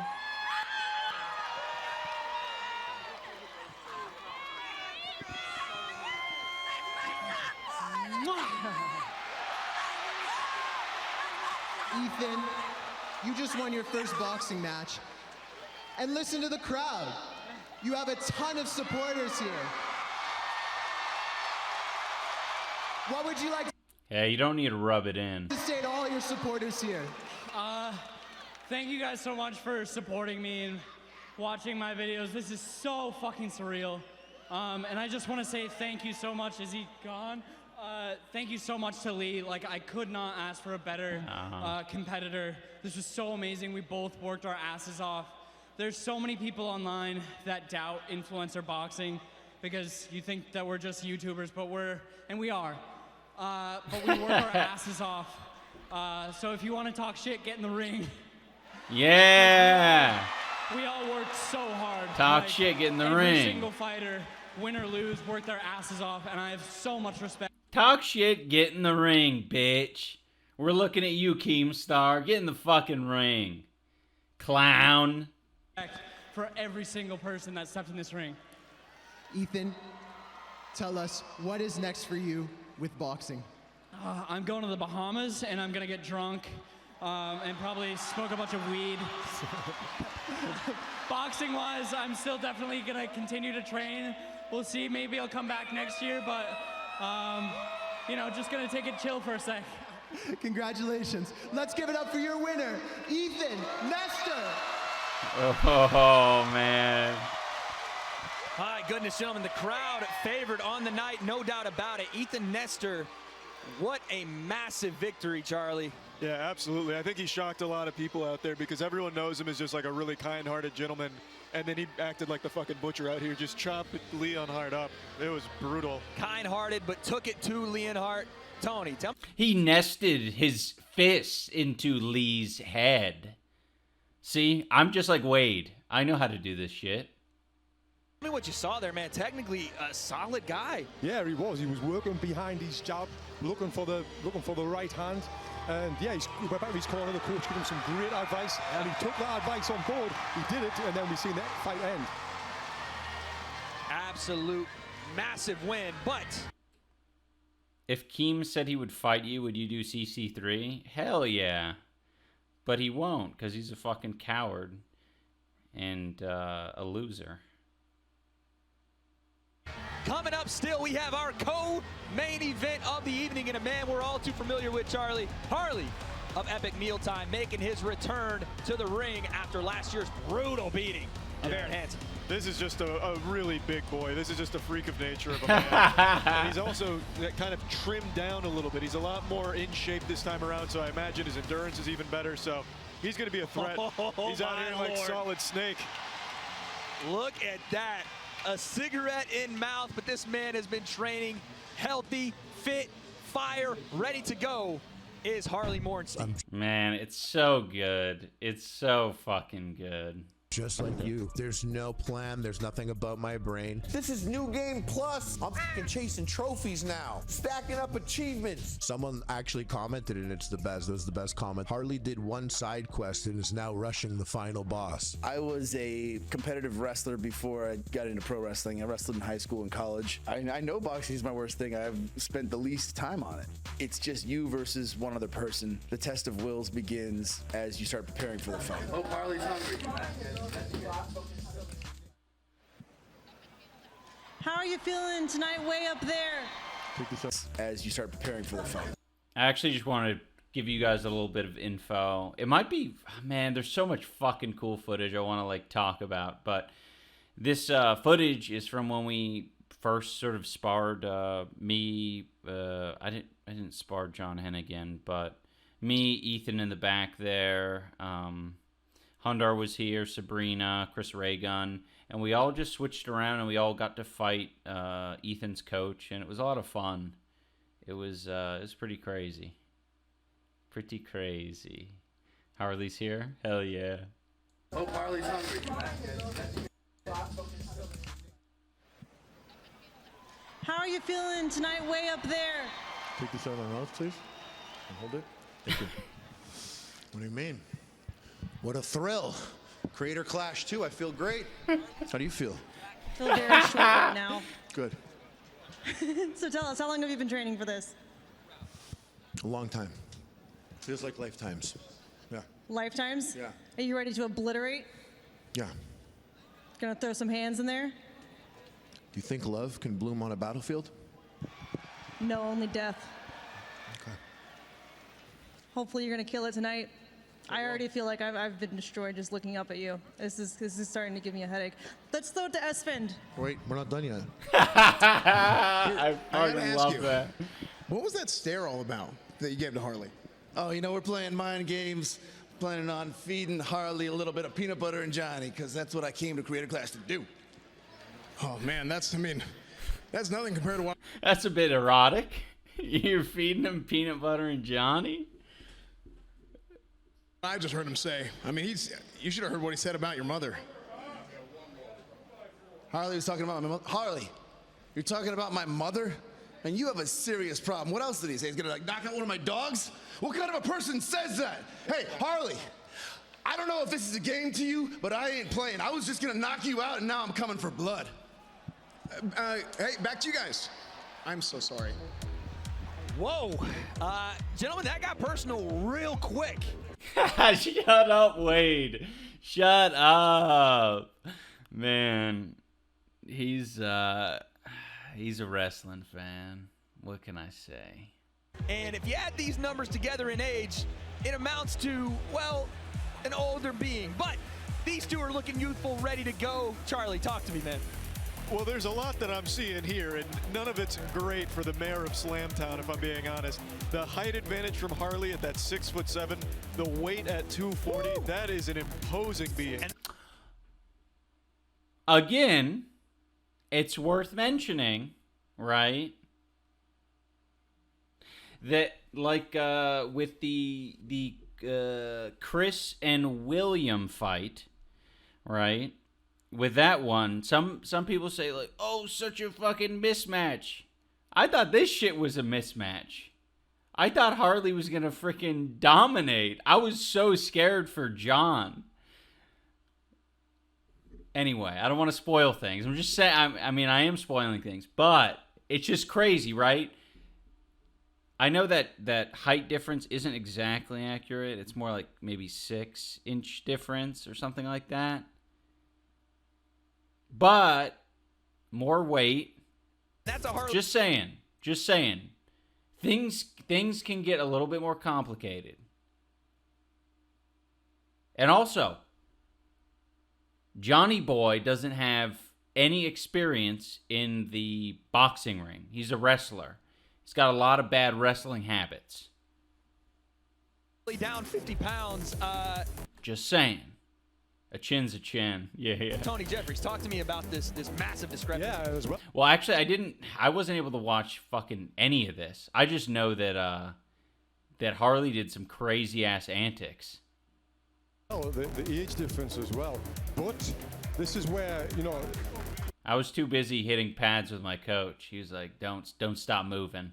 Don't stop moving. We got to stay warm. We got to stay warm. We got to stay lubricated. Keep moving." John's got the experience of being... I actually have such negative associations with Harley because just like the first Creator Clash, it was like, oh yeah, like you're the prerequisite, like before I walk into hell. It's just like that's part of the chain of command. Like I'm, okay, their fight is happening right now, and it's like in the back of my head. Like it's kind of irrelevant to me how well, like how that fight goes. Because if it goes the distance, then I'm waiting around for a while. If it ends quickly, then I'm on next. And I'm not ready to be on next. In big arenas like this, he's been doing it for years. Where Harley's done it one time. Will that play a big factor in this weight? I don't know. It definitely could, but I guess we'll find out as now it is time for our co-main event. Like, I feels like even this music is more intense. Are they amping the music up? They started off with a little la-la, little happy, royalty-free child music.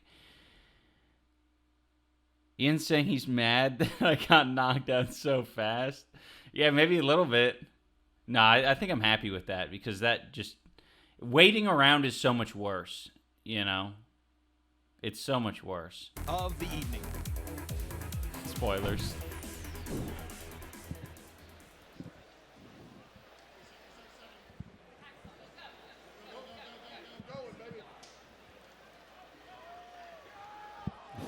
Oh my God, that's the hacksaw himself, Charlie.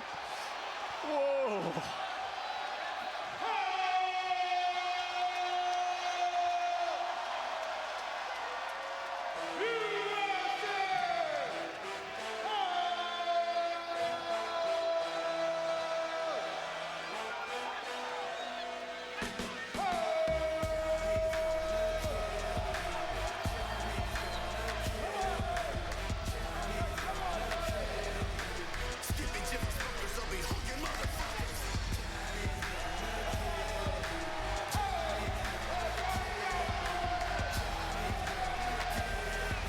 It is pretty cool that he made his own song. If you guys can't hear it, it's saying, Johnny's gonna kill you. Johnny's gonna kill you. Charlie, I don't know that this crowd understands that the 13-year-old me just went nuts for Jim the Hacksaw Duggan. I'm actually so disappointed in Tampa right now. That is fucking hacksaw. That's the hacksaw there, man. The 2x. I mean, I'm with the, you know, the nerds in the audience. I have no idea who Hacksaw Duggan is. 4 out USA champs, and you see why he was brought to the ring. John Hennigan, flanked by the way, Tony, Josh Barnett in his corner. A legend in MMA who's no stranger to this big environment, these big fights. And look at John Hennigan taking it in, man. Circling the ring like an experienced veteran would. Taking his time here. Making the big man wait in the back here, Charlie. He is kind of icing him a little bit right now. Kind of just soaking in the atmosphere. You love to see it, man. And just like John came out for Dad's fight, Dad will be in his corner for this one. Big time transition here, though, Tony. This is not pro wrestling. This isn't even amateur wrestling or gymnastics. This is a completely different sport in boxing. Certainly is, my friend. And as we can see there, John is very muscly. Very muscly. Very muscly, and I'm curious if he can punch, if he's got speed, if he's got cardio. Yes, he's got cardio in wrestling, but this is night and day different. Well, I do know. I will say one thing that I didn't give John Hennigan enough credit for is the fact that he is a parkour guy. He enjoys being like flexible and doing interesting things with his body, which means that he's not going to be quite as stiff as like a bodybuilder or something like that. And that's good. That's very good for boxing. One thing, he's posted these Twitter videos of him doing like capoeira and ballet dancing, so he must have some kind of dancing background. He might have good cardio.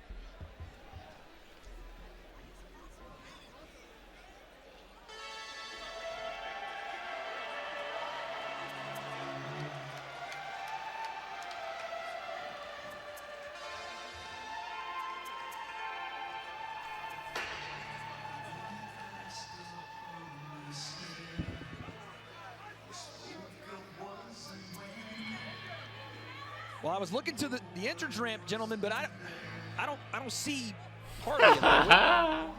He might have run away scared. Hold on, what? Oh, is that? Harley's in the crowd. Oh my goodness. God. Harley is in the crowd looking like a Shield member or Solid Snake. I don't know. Charlie, what is going on here? I'm not quite sure. This is just a psychopath out there. The man of the people making his way in. The Sauce Boss is headed to the ring. Tony, what is this entrance? This is fantastic. Look at the crowds going wild. I love this. An absolute star, folks. And just like we talked about with John making Harley wait, he's playing a little bit of that mind game back here, Charlie. He is. He's working it real well here. This is very, very ominous. I was going to say stoic, calm, collected, and ready. The man of the people, the co-main event, Harley Morenstein, is ready for a fight, Tony. Look at the size of him. He's a big guy. You don't realize how big he is until he's up close. As Lil Wayne once said, 6 foot, 7 foot, 8 foot, marching his way to the ring is Harley Morenstein. I think I'd fight Harley. I think I would. I think now that I've seen that he can be beat, I mean, I think if I did a bulk, a big dirty bulk,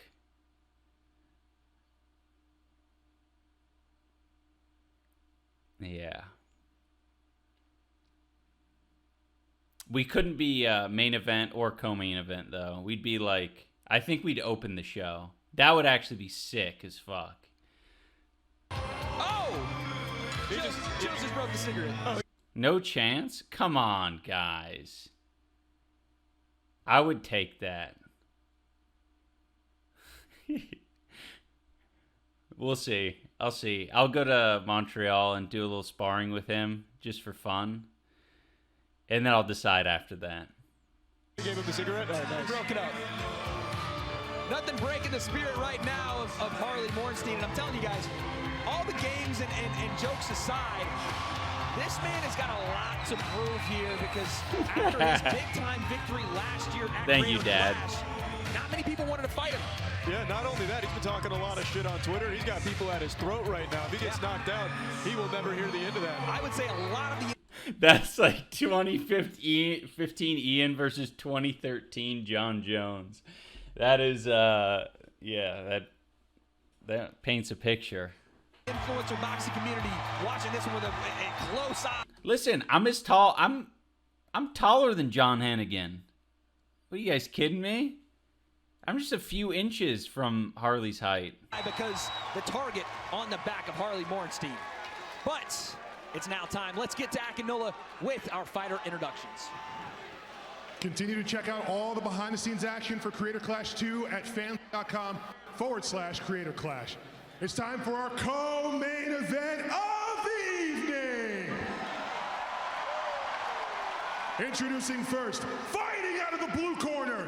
He is the former heavyweight champion of the World Wrestling Entertainment, Impact Wrestling, Lucha Underground, 5-Star Wrestling UK, Major League Wrestling, and Lucha Libre AAA.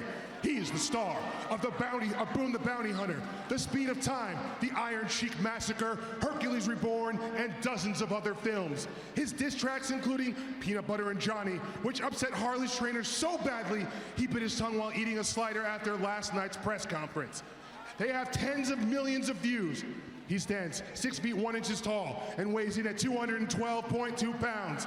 Fighting out of Slamtown, USA, the mayor of Slamtown, John Hennigan! What a resume. Classic John Hennigan entrance there as well. And his opponent, fighting in the red corner. He's an OG YouTuber with 7 million subscribers, countless awards and accolades, far too many to list. He is the Don of Dripping, the Pharaoh of Flavor, the Duke of Dip, the Minister of Mixture. He stands 6 feet 6 inches tall and weighs 240.2 pounds. From Montreal, Quebec, Canada, all the stars are here. Harley Morenstein!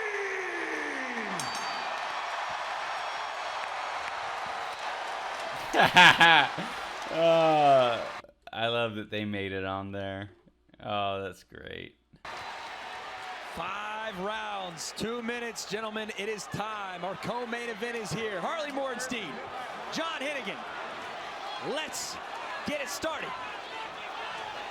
Harley looks like a different fighter than last year. His body shape, his physique. Round 1, here we go. Both guys meet center of the ring. And you see John Hennigan already, Tony, trying to navigate that reach of Harley. Yeah, he's trying to get his feet in close and land that right hand. Them big shoulders will make him stiff. He's got that high elbows. Harley's got to keep behind that jab, use his height and his... Woo! Counter right hand there from John. Yeah, Harley needs to use his reach advantage. Like that. And like there's jab. the jab once again from Harley. Big right hand from John. Gets in. Oh, man. He's got some power in those gloves, Charlie. Oh, my God. I mean, look at his physique. He's going to be throwing cinder blocks at him. Back built from Home Depot. That thing is massive. Do it yourself, he said. That shit's weird, too. He was so ready. I don't know what that is from, but that is a new move I've never seen. Like, grabbing around Harley and doing a spin. And then off the spin, I think he's going to hit him right now. I'm not sure. If he does, it's fucking carouseling. That's wrestling. They take a little spin around. Oh, there. no, Shout didn't out to happen. Booker Okay. T. I was about to say, if that was a move and he fucking punched him off of the spin, that would have been crazy. Harley's like, boxers don't do this. I've never had that happen to me. Oh, it's a Tyson Fury move? All right, I'll believe you. And they go back to the center.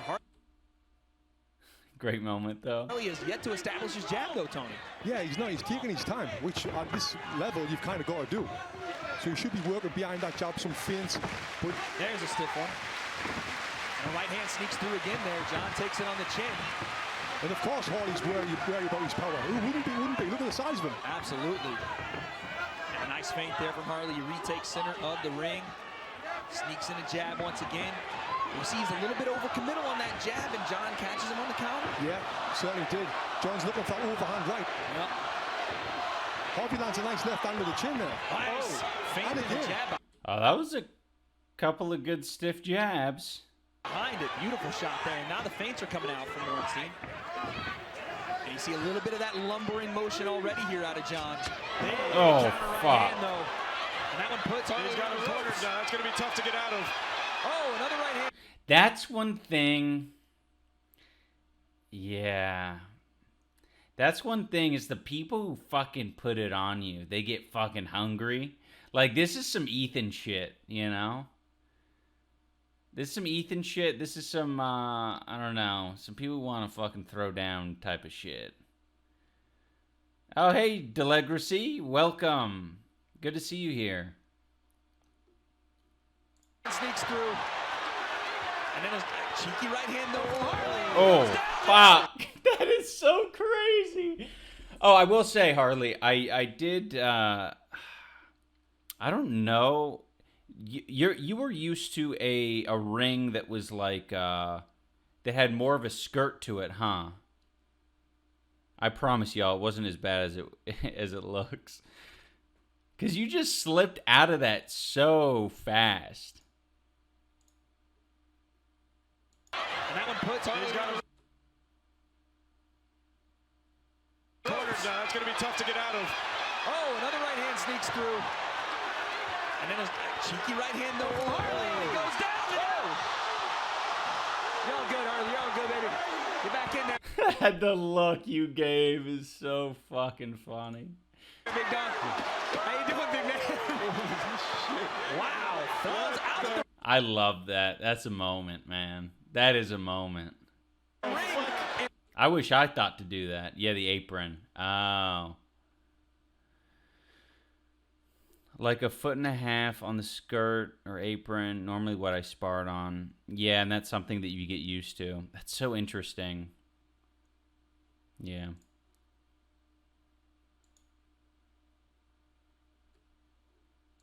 Right into your lap there, Tony. Yeah, you got a little Amazon Prime delivery of Harley there. Nice reflexes to catch the big man there, but again, to see him off balance like that, a lot of tumultuous already here in this first. And he's still going. There's the end of it. I was going to say. That's so cool. A lot of tumultuous action already, things that he didn't have to deal with in that first fight, Tony. Yes. How do you reel the big man in after all that? Yeah, he needs to relax, take this time in the corner to breathe. He needs to get back to his boxing. But he's just fell on a TV. I hope he's okay. Charlie, why weren't you there to save us? Well, I was about to dive over and catch him like a little baby in my hands. Here is the Raid replay. And again, you see that right hand. He falls into us here at the commentary desk. Thank God that Harley's okay, though. That could have really been bad. But yeah, that's not a small fall at all. Not at all. That's a big man. It actually look at us there. We're trying to help him out. Charlie, you didn't dive at anybody. I don't want to hear it. You didn't see it. I had already stood up so quick and sat back down when I analyzed the situation was safe. Thank you to Raid Energy for sponsoring Creator Class 2. Check out RaidEnergy.com. Once again, check out RaidEnergy.com. And both fighters, guys, they're going to need some more energy in round 2. Yeah, it actually seemed like it was a punch that did the damage. That's so interesting. Tell him to breathe. He was like, "You're doing great. Just add a little bit of volume." He wanted John to punch more. I was like, John seemed to be doing a lot of punching. Can drop him down, but it wasn't classed as a knockdown. And now Dan has got his shirt off. He's into this fight.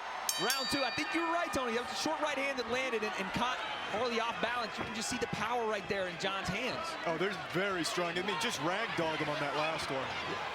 And Charlie, it looks like Harley's feet are a little sporadic, and part of the reason why he's stumbling around a bit on the ropes here, you see him get a little happy feet when his pressure comes toward him. We might have to catch him again here in a minute. Yeah, it's a big right hand. He's sneaking through. Oh! Big swing and a miss. Nice turn from Harley. I just blew my hair back. And Tony, you're seeing it. I love that shot. What the hell? Hammers here from John. What is that? Through. Oh! Big swing and a miss. Nice turn from Harley. I just blew my hair back. And Tony, you're seeing it. Can't just forward Oh punch. my Hammers here from God. John. Yeah.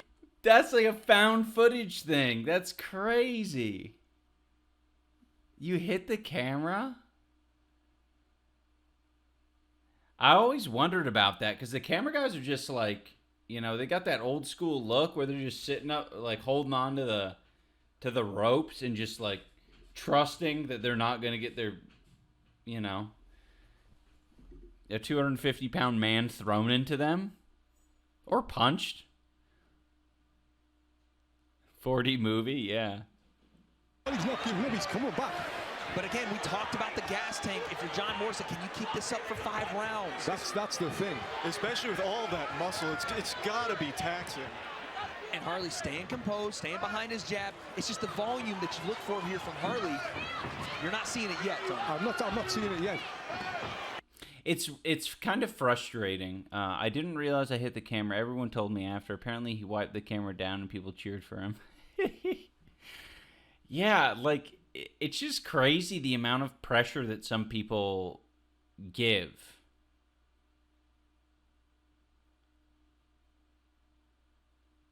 And it's because of that right there. Every time he elongates that jab, John slips underneath it, comes back with the right hand. Yeah. Like, John's so hungry for it, he'll chase you all around the ring. It seems like Harley's just like, all right, I want to snipe you with my jab. That's all I want to do this whole round is snipe you with my jab. But you're coming at me. You're like a squirrel scurrying up my leg. Get off of me. I wish I was more mentally prepared for the pressure. I even prepped for it and still didn't get ready. Oh, man. I saw 2 other guys hold the camera guy to prevent him from falling off his platform. Thanks, Maple. And being in the corner is that where you want to be? Oh, fuck. Not seeing it yet. And it's because of that right there. Every time he elongates that jab, John slips underneath it, comes back with the right hand. Yeah. And being in the corner is that where you want to be? Right hand. Huge shot. John Hennigan puts Harley Morenstein down. Oh, God, you best start believing in ghost stories. You're in one. That's a count of 8 from the referee. Harley says, let's go. And folks, we still have some time left here in round 2. John comes forward, big right hand again. No. Jab through the guard. How many can he eat? Right hand again. Harley struggling. Oh, yeah, I just saw your foot go off onto the, like, I don't know if that's a commentary table, but one of the outside tables. That is interesting. Finds his right hand again. And Harley is stumbling around here, Tony. He's got to get control of himself. It's turning into a bit of a wrestling match right now. Yeah, this is getting fucking wild out there. 40 seconds still in this second round. Referee got to take control. Right hand again. John Hennigan right here in front of us. And again, they're leaning through the ropes. John smiles at us here on commentary. He's having a blast in there, Charlie. He's having a great time. I about started crying. I thought it was coming at us again. What is this drunken master kind of stuff? I should have uppercutted here. He's tired too. Yeah, he is tired. Sure, boy, no. He's been expending his gas tank. Showboats, and Harley's just taking punishment right now. Left hand. He's gonna dip and throw that right hand again, and there. He survived the round though. He survived the. I thought it was 15 seconds left in the round. Oh well. I guess the time was off. Huge round. Huge round for John. Massive round for John Hennigan. Let's listen into his corner in the famed Josh Barnett. You just have to slow down. Slow down. Not a lot. You're just getting over yourself. You're tripping and falling and getting off balance. Take your time, sink, settle, set your punch up. When he clams up, he's a heavy bag. His hands, he goes here. Yeah, I mean that's what my coach always tells me, you know.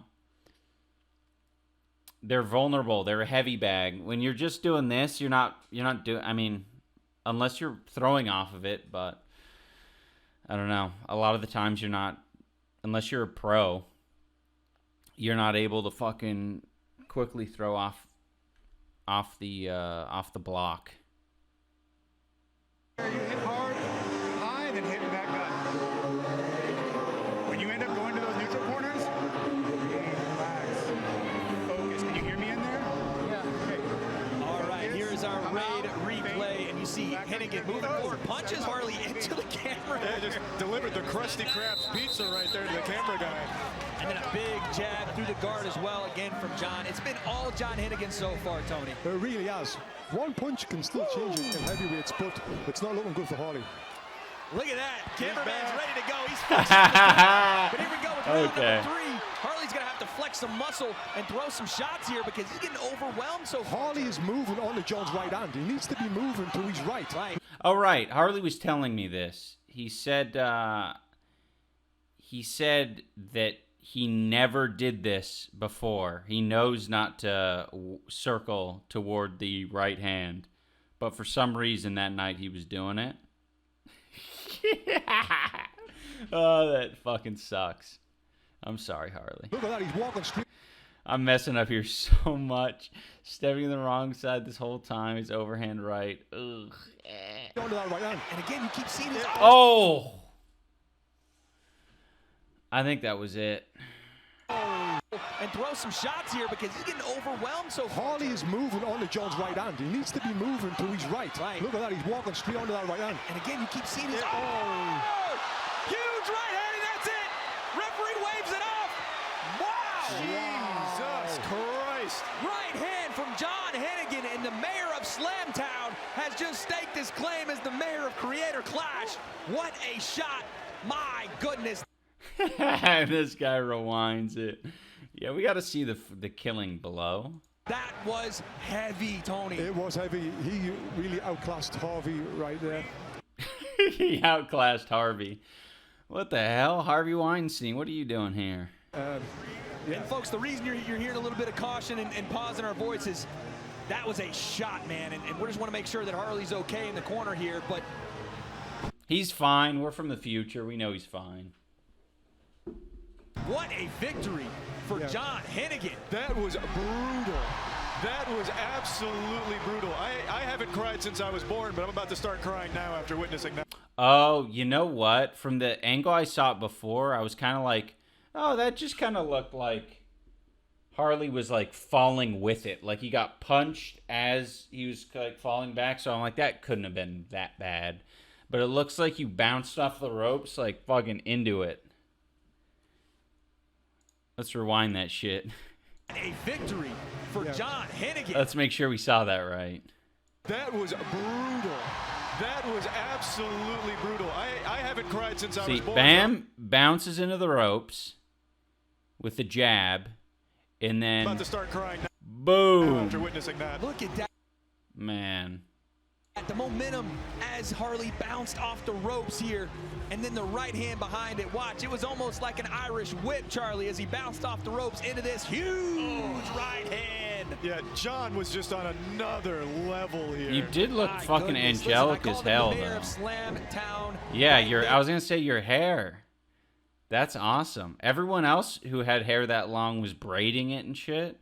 You're like, no, I don't need it. That's not going to be my problem. I know that's not going to be my problem. My problem is going to be getting knocked out.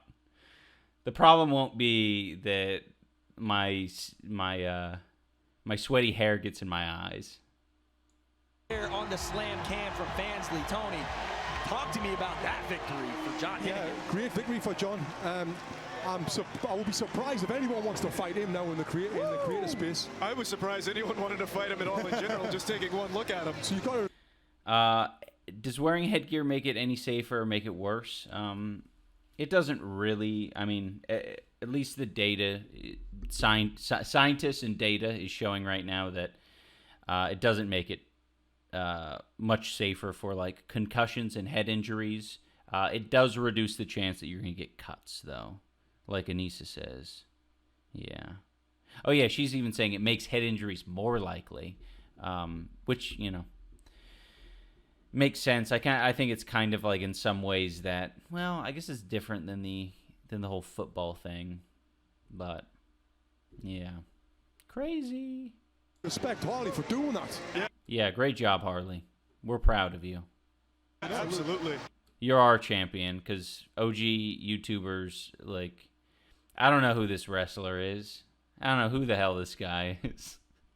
No, John's great, too. But he's not. I can't relate to him as easily. Absolutely. We talked about the athleticism, the years of experience as an athlete that John brought to this, and you showed it, man. Let's get to Akinola with our official decision. That's what I'm talking about, Wade. You hear fucking dad in the background. That's what I'm talking about, Wade. What the hell? You're on some crack, Nathan. Ladies and gentlemen, the referee has stopped the match.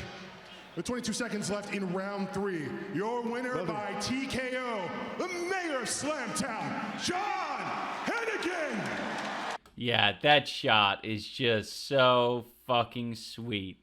The most genuine, like, reactions when your hand is raised. Like, I just love that.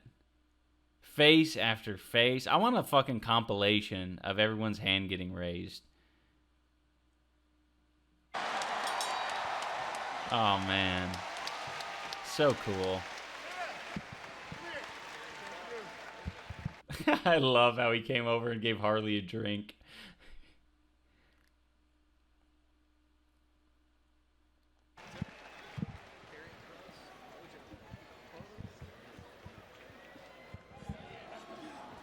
I am here with your winner, John Hennigan. John, you're a former WWE heavyweight champion, a movie star, and now you just won your first boxing match. Tell us. Even his armpit is jacked. I love that. Can we, donos are still about the same, sadly. Right now we're sitting at 120, almost 122,000. So we haven't, we're just under habanero dinner, but we're just hitting the halfway mark of the stream. And I could, you know, at this late hour, I could probably do another tweet. We have my fight coming up, after all. Yeah, I should probably tweet before we go to my fight. All right. I'll do that.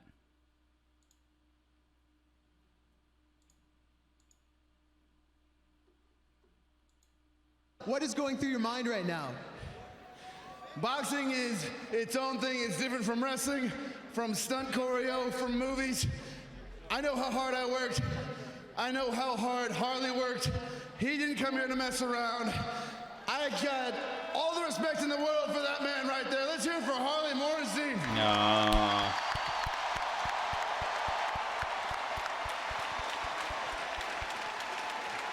What aspect of your training did you think helped you the most to secure this victory? Boxing. I want to move on to something I got all the respect in the world for that man, but there are some influencer boxers I have zero respect for. Jake Paul. Yeah. Logan Paul. Yeah. They both make me sick. The Paul brothers make me sick. Overnight tough guys. The entire Misfits boxing promotion, they're all the shits. So when I'm trying to think about who to call out, Jake, Logan, no, Jake got beat. Logan got beat by KSI, which is why I'm gonna put KSI on blast right now. You hear me? Answer, bitch. Come on. Is there anything you'd like to say to your fans and supporters in the arena here tonight? To everybody who came out here tonight, this is for a great cause. Proceeds are going to charity. That's why I did this. No, John. These proceeds are going to charity.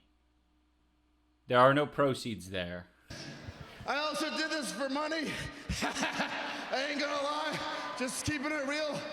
Just to clarify, we don't know what he's talking about when he says that. I think he generally means just like opening up more opportunities for him, like I guess fighting Jake or KSI in this case.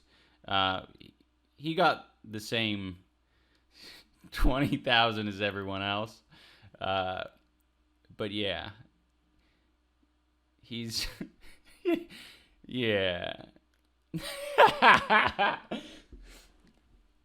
But I love boxing. I know you're all here because you love boxing. Hold on a second, Harley, come back here. Well, I guess in fairness, he didn't spend, I think, nearly as much as other fighters did for his training. He was literally, like, working. Like, his training for it, like, I mean, he obviously trained, but a lot of it was just him on the road. Like, a month before, or a couple months before, he was in Australia, and he was doing a bunch of wrestling shows out there. I'm like, you're about to face off against a 6'7", 240-pound guy who's boxed before and won, who's 1-0, like, and you're just fucking doing your wrestling thing? Like, don't you think you should at least stay in the States, stay healthy, and not, like, run yourself too thin? But I don't know, man. He's, I think it served him well. Some people are just different.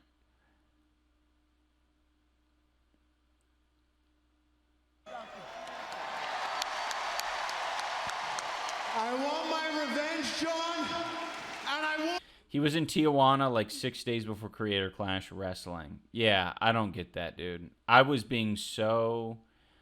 terrified of getting sick from any little thing Because if you don't feel like you're 100%, that's just going to be the only thing on your mind the whole time. In your ring, I want that ass, John, and I'm going to challenge you to a wrestling match right now. I want my revenge. I'm a sore loser, baby. A wrestling match? I'll beat you pillar to post, brother. Any promotion all over the world. Promoters watching this, hear this right now. Harley versus Johnny. Book it. Let's give it up for your winner, John Hennigan. Ah, that's so sweet. Oh, Anonymous donated a minute ago. Let's get these donos moving, chat. Hell yeah. Broby Joan Jor, Strawberry Sarah, No Way Jose. Thank you guys. That is helping. That is moving the dial. That is moving the dial. Gentlemen, I don't think I've heard a better post-fight speech. Calls out KSI. Yeah. Then Harley pops up off the deck. Thank goodness he's okay. Calls him out to a wrestling match, Tony. Yeah, exciting stuff. We've seen it all night, though. It's been really good night so far. And, yeah, for him to call out KSI, Jake Paul, Logan Paul. He wants to smoke. Charlie, what did you see there, man? I saw my life flash before my eyes. When Harley came tumbling down like fucking Humpty Dumpty there, I thought for sure there was going to be like an actual casualty. This poor guy over here caught the brunt of it. I mean, the machines almost fucking exploded. That was a wild match. That was a wild one. Listen, I love seeing John Hennigan in our space because I'm a pro wrestling fan at heart. You are too. Absolutely. The man knows how to cut a promo, but him in the boxing ring was something spectacular to witness. But, guys, we're not done. Oh, thank you, Harley. You're a legend. A literal legend. We have the fight we came here for, the main event. Alex Wassabi, iDubbbz. I got to get both your thoughts. Tony, what are you saying? I'm very excited for this fight. These boys have worked their asses off. They've worked so hard for this. They've been preparing for it. And, yeah, I think it's going to be another great fight like we've been seeing all night. I can't dispute it. Charlie, what are you saying? I'm seeing a knockout, absolutely. I don't think this one ends without a knockout. I've seen Alex Wasabi's punches on Twitter. They're pretty powerful. Now, I think iDubbbz has a lot of tenacity, but he's going to really need to answer with some real meat in order to secure this one. I'll show you my meat. Agree. There's going to have to be some leather thrown, some big beef. And last year, we saw iDubbbz in the middle of the ring in the main event against Dr. Mike. His first fight, his debut, and while he was eating leather, he was taking it to Mike as well, guys. You saw him over 5 rounds. His heart, his skill, his will was tested. They show the shot of me getting water sprayed up my nose. I hate that. He's been here before, and can he pick up the pieces after that loss and do it for the entirety of... What the fuck is that outfit, man? That is crazy. Did you tweet it? No, I don't. No, I think I'll save the energy drink, Anissa. But thank you. I am gonna tweet it out now. I was kind of waiting for a good still shot, and this is it.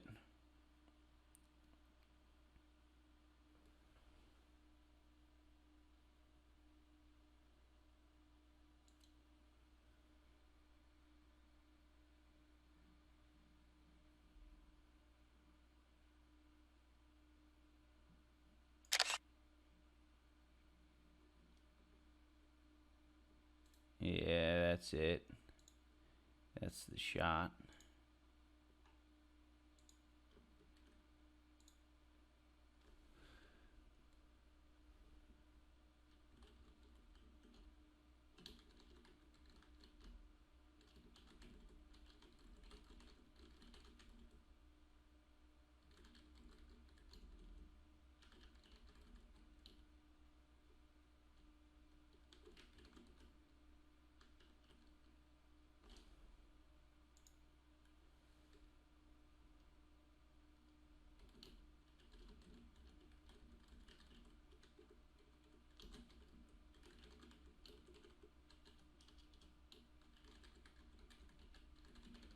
All right, I did it.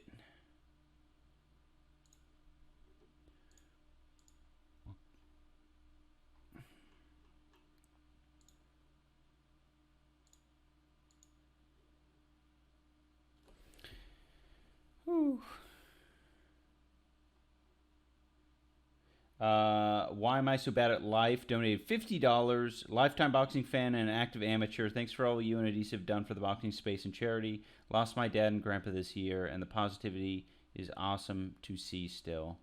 Oh, I'm sorry to hear that. Why am I so bad at life?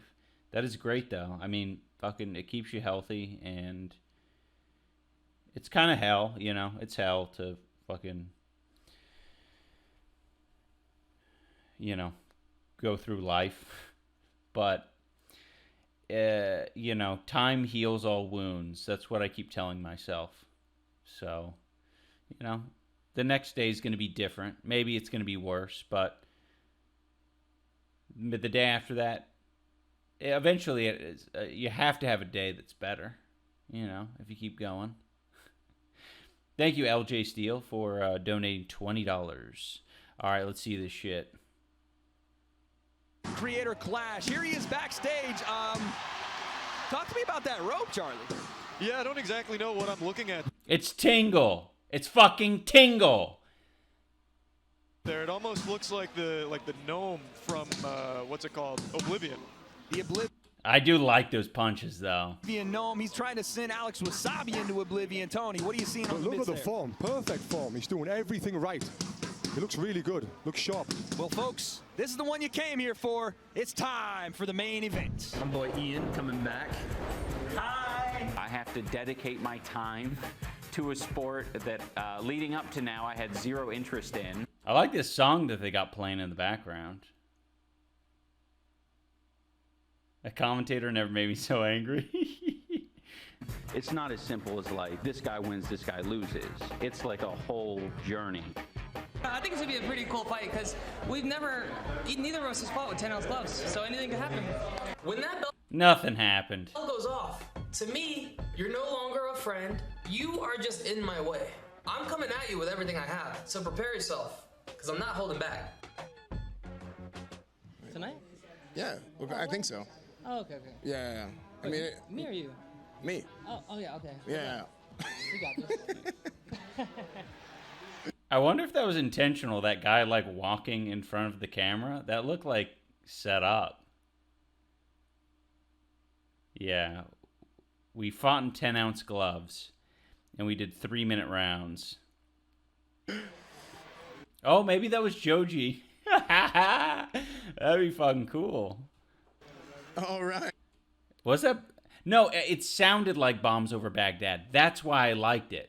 That's definitely, it would have been claimed when I try to upload this if it was Bombs Over Baghdad, but it's not. It's different enough.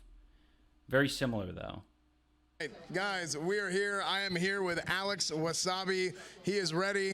So, was Alex going for some, like, it seems like he was going for, like, a cool kind of, like, 90s character. I'm not familiar with the character, but, because he's got the slick back hair. He's got the look. That's not Dr. Mike. What the fuck? No, this is Creator Clash 2. I fought a different guy this time. Yeah, like a furry Elvis. Kind of like an Elvis type. He's loose, and he's looking good. How do you feel, man? I feel good. I'm ready to do this thing. Can you tell me how you've felt in your training up to this? What is the biggest thing you're looking forward to? What you really want to show the world? How good I am.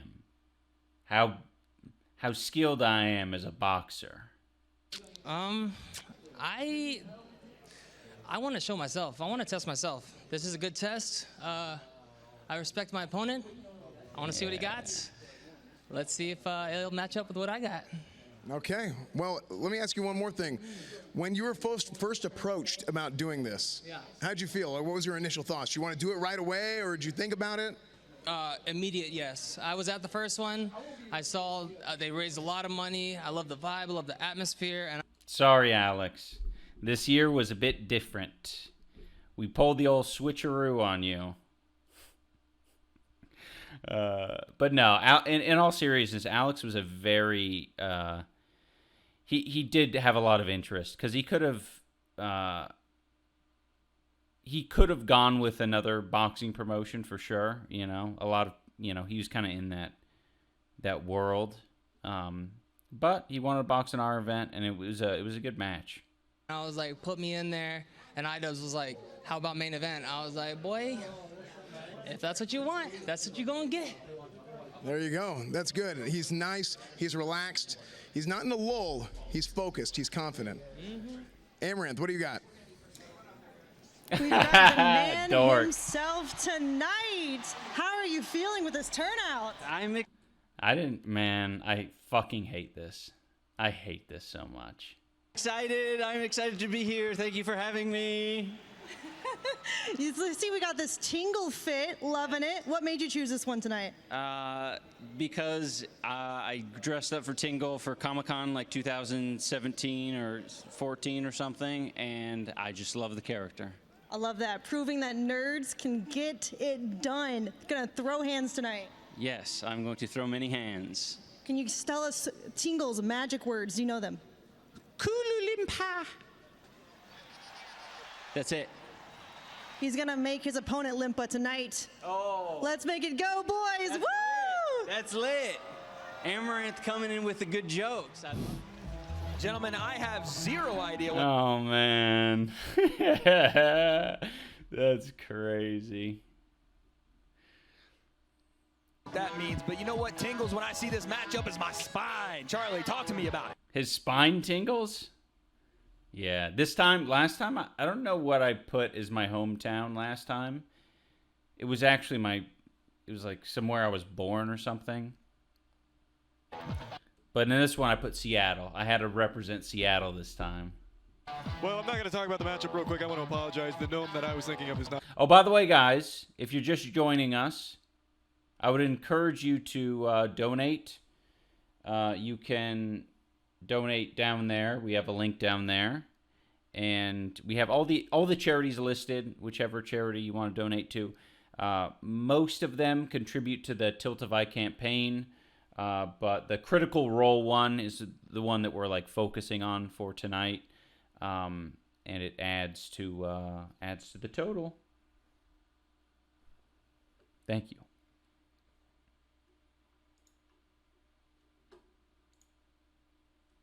From Oblivion, and I feel like a right fool. However, you'd be a fool to think that this won't end in a knockout. Alex and I did the wingspan test, and I think we were almost exactly same wingspan. So even though I'm a little bit taller, my arms are a little bit shorter. His arms are a little bit longer. I'll stand by that. I definitely.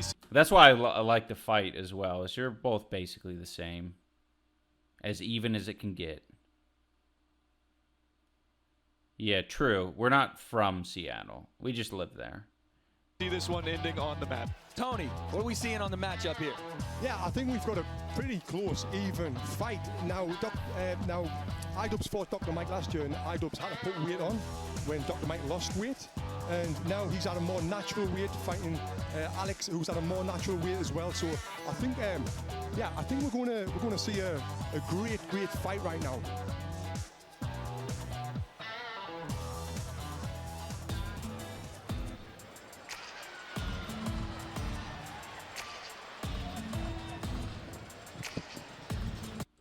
I can give you an explanation of specifically the Critical Role charity, but I don't want to explain all of the charities. Oh my god. What is it? You know who Jesse McCartney is? No. We had a whole sad mourning of 2 or 3 days after he passed. There was that interview that we watched. The blonde. He's blonde. He's a member of the Hansons? Guy. He's... All right, I'll look him up. Come on. Oh, wait, no, it's not him? Oh, fuck. Wait, he's dead. Wait. Wow. That's Aaron Carter.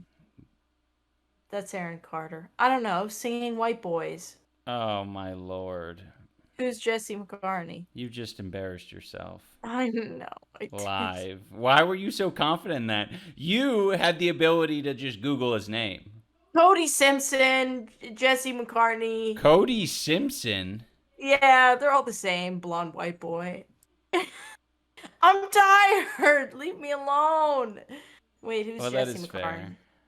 Hold on. Is he actually dead? Hold on. I mean, Are you looking him up? I just Googled his name and I was like, yep, definitely don't know this guy. Never heard of him. Who's Jesse McLaughlin? That's what comes up. How do you spell it? How'd you?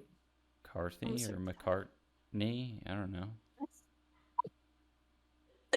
Okay. What? Okay. Yeah. Thank you, Anonymous, for donating $20. Oh. Jesse McCartney's debut solo album, Beautiful Soul, which was 2 years in the making, was released on September 28, 2004. It's so annoying. The question is, when did Jesse McCartney come out? I was like, oh, Burrow's gay? And then it's like, his album came out in 2004. The hell? Okay, I'm sorry. Aaron Carter. I don't know. They're all the same. Oh, no, it's all good. Matt Watson. It's Cody not- Simpson. Matt Watson, Cody Simpson. They're all the same. All right. Okay, Bye. I'm face blind. It's fair.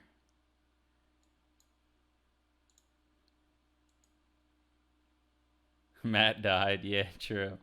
R.I.P. Wassabi is tonight. How does he do that? Well, he's got to come out here.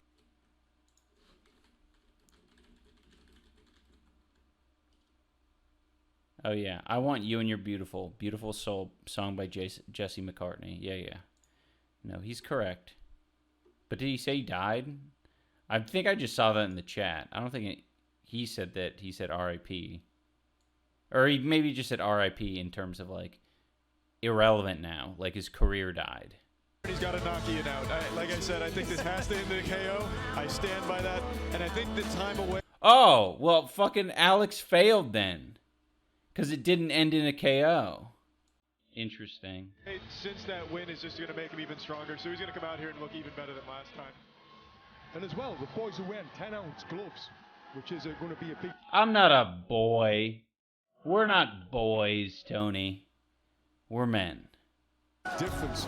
So you can't be getting punched like you've seen in the past with other fights.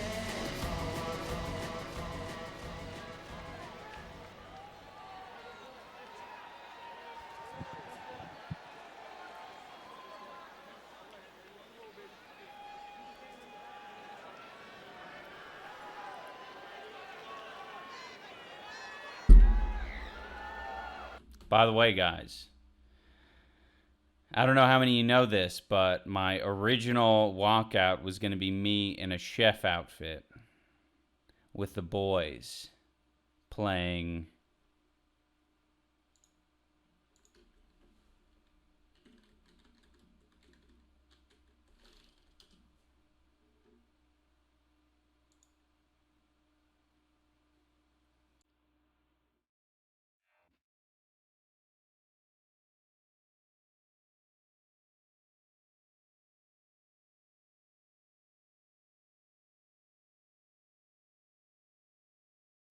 But it didn't go that way because the boys couldn't make it.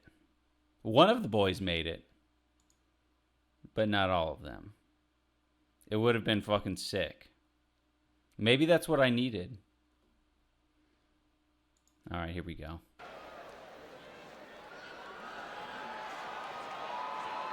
I'm so sick. I'm so sick to my stomach. Eat 'em up, eat 'em up, eat 'em up, eat 'em up. Eat 'em up, eat 'em up, eat 'em up, eat 'em up. Reese's Puffs, Reese's Puffs. Eat 'em up, eat 'em up, eat 'em up, eat 'em up. Reese's Puffs, Reese's Puffs. Eat 'em up, eat 'em up, eat 'em up, eat 'em up. Reese's Puffs in my bowl. Reese's Puffs in my bowl. Just like that, I'm on the roll. Reese's Puffs, Reese's Puffs. Peanut butter chocolate flavor. Reese's Puffs, Reese's Puffs. I like this guy.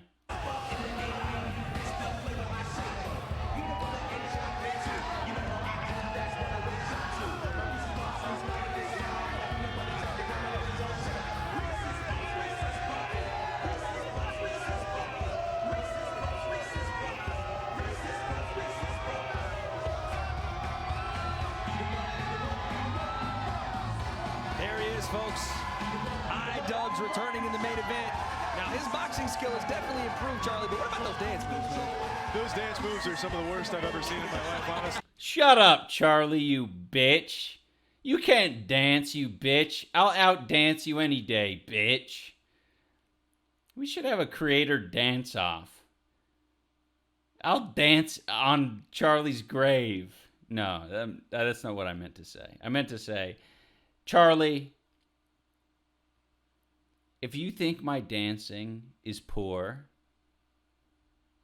I challenge you to do better. Especially when you're about to go and box. That was absolutely atrocious. Oh yeah, this is my buddy Justin, developer of Pocket Squirrel. He was there, it was a big surprise, and I was like, oh, Justin, you're here. And this is buddy Ian and Sterling. They're nice guys. But he's having fun, and at the end of the day, sometimes that's all that matters. That is all that matters until he steps into that squared circle, Tony. Does he realize the moment he is in? He's been here before, but not on this scale. Yeah, I think he does. I was in the gym with him last week, and I seen how hard he's been working and how much he's improved since the last fight as well. So it's going to be a very interesting fight we've got on our hands right now, my friend. Big fight feel. iDubbbz versus Alex Wassabi. But before we get there, let's throw it one more time to Akinola with a special introduction. Ladies and gentlemen, before we start our main event, it's time for a special rendition of our national anthem. Please welcome. Oh man, I forgot about this.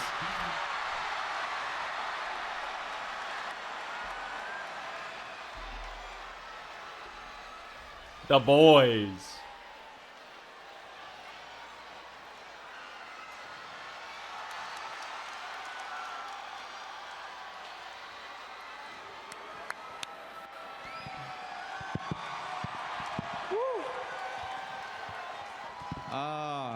How y'all doing? Yeah, he's back from the Having a dead. lot of fun tonight. We're ready to honor this country the right way, all right? So sing along if you know the words. Just gotta wait for this special someone's electric guitar to get all set up, so. All right. Wow, look at all the blood on the floor. You ready, Ryan? Hit it. Oh, say, can you see by the dawn's early light what so proudly we held at the twilight's last gleaming, whose broad stripes and bright stars through the perilous fight, oh, the rampart we watched. Let me just say, I love that we went to Florida and did this. I just love that. What a fucking beautiful visual. We're so gallantly streaming, I like how the Canadian flag is just there. Like, yep, we got a couple of Canadians here. Yeah, got to do it in Texas next. Yeah, we're going to travel to every southern state. Can I call about the anthem? Yeah. You're on. Okay, I just wanted to give a story about the anthem because I went to, everybody did rehearsals the day before, the night before, and Dom, our broadcasting guy, was really stressed because everybody was taking too long. And Matt, Watson, and Ryan roll up to the venue, and they're standing around, and they go, "Hey, can I just ask you really quick, like, do you think this is disrespectful?" And I was like, I don't know. I feel like I'm not the person to ask. I'm like a fucking leftist Canadian. I don't really. So we called over Justin, and we were like, Justin, what do you think about this? Justin's listening to it. He's like crying, laughing. And then we said, well, do you think it's disrespectful? And he goes, I don't know, I'm Canadian. And I realized that both me and Justin are like two Canadians that like can't really, you know, decide. So Dom was really stressed. So he was like, fuck it, just play it, blast it on the speakers. And if all the union workers get pissed, it's a problem. So they're playing this like fucked, like booming wacky whistle version of the American anthem with all these grumpy union workers that are walking around trying to like finish prepping the night before. And nobody said anything, so we decided that it was fine. That's how we decided to... I want to slowly get like 1% more disrespectful each year. You know what I mean? I think that's a good idea. I just couldn't. It was really hard. I didn't know how disrespectful it was because to me, I just thought it was fucking funny. Yeah. But I don't know. Apparently, it pissed off Dana White. Somebody in the chat was saying that Dana White talked about it at a press conference how disrespectful it was. The anthem? Yeah, that we did this year. Oh, I gotta fucking track that down. That's so fucking funny. What a loser. Yeah, it was at a press conference. I love that. So. Oh man. Go hit your wife. I mean, don't do that. But Yeah. the joke is that you fucking hit women, you loser. So whatever. The joke is Don't. that. Yeah, don't do that. You fucking. I'll find you and I'll. Man. In a video game. Just know. Liv says, watch this on a dodgy site after it was too late to buy the PPV and feel like it's time to pony up. Great event. Keep on keeping on. Thank you, Liv. All right. Thank you. That was good info. Bye. Bye. All right.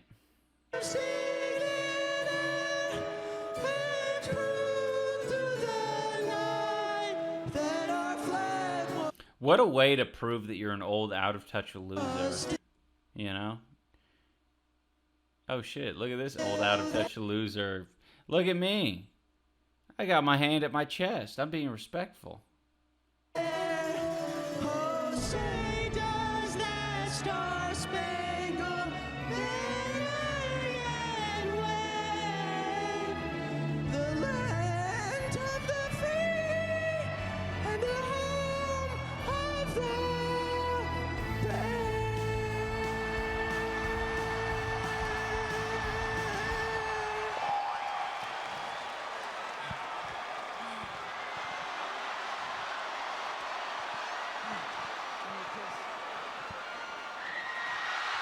Yeah, that's sweet. God bless. Well, gentlemen, they say all good things are sealed with a kiss. Let's go back to Akinola with our fighter introductions. Ladies and gentlemen, the time has come for your Creator Class main event. When I hear Akinola saying this shit, all I can think of is, dude, it's not that serious. Dude, it's not a big deal. We're just like any of the other fighters. It's not important. The outcome of this fight isn't really that important. So it's whatever. Sanctioned by the Florida Athletic Commission, Executive Director Patrick Cunningham. Your judges tonight at ringside, James O'Connor, Shami Shipman, and Tito Wilgo. Your referee overseeing all the action after the bell rings, Christopher Young. Creator Class is sponsored by Raid Energy, the ultimate energy powder. Check out raidenergy.com. And now, the moment you've all been waiting for! To all the fans in attendance and to everyone watching around the world, live from Emily Arena in Tampa, Florida, this match is about to explode!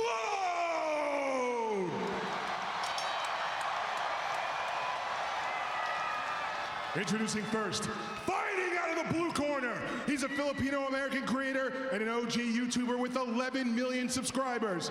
He stands 5 feet 11 inches tall and weighs in at 167.2 pounds. From Los Angeles, California. I actually feel a little bit better than watching this, than I did the first time, which is kind of reassuring because I thought it would just be the same horrible feeling every time, like because it's PTSD and it's like fucking it feels terrible, and then like in the moment, and then you hear it's like the auditory things for me. It's like hearing the bell ring. It's just like fucks me up. And watching it. But this is easier. So I kind of can conceptualize how life would get easier if I was like forced to do this for the rest of my life. But no, this isn't too bad. Alex Wassabi!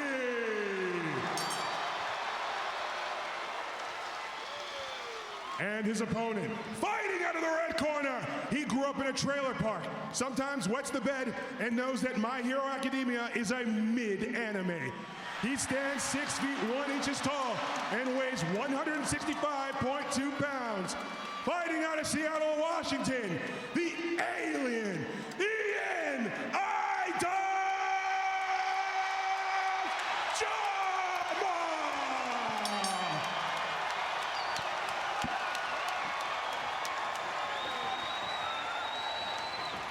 Okay, Jimmy, you know what time it is. Fight hard, fight clean, let's entertain. No glove touch. So you saw what just happened there. I told Alex no glove touch, just make it clear because I didn't want it to be a shock. You know what I mean? I wanted us to both be on the same page.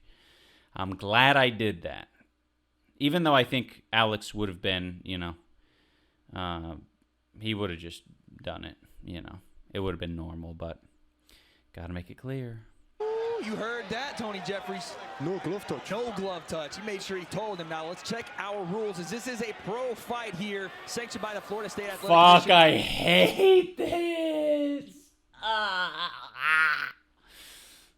This is torture. No three knockdown rule, no standing 8 count. 4. Why are you doing this, dude? You don't have to do this. 3-minute rounds, 10-ounce gloves, Tony Jeffries. It is time for our first round. iDubbbz versus Alex Wassabi. Let's get it going.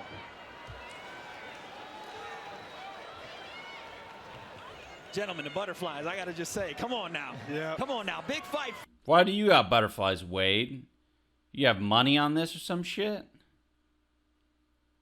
Yeah, Alex looks so focused right now. Look around his eyes. What about me? Don't I look focused? Nah, I look cringe. Just say it. Round 1.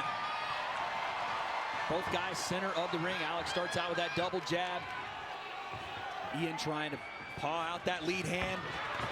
Can't hesitate. Alex overthrows the right hand, puts himself in a bad position, but regains his composure. Yeah, they're both feeling each other out right now. Lead hook right hand from Alex Wassabi. And he looks comfortable in there, Tony. He definitely does. He's relaxed.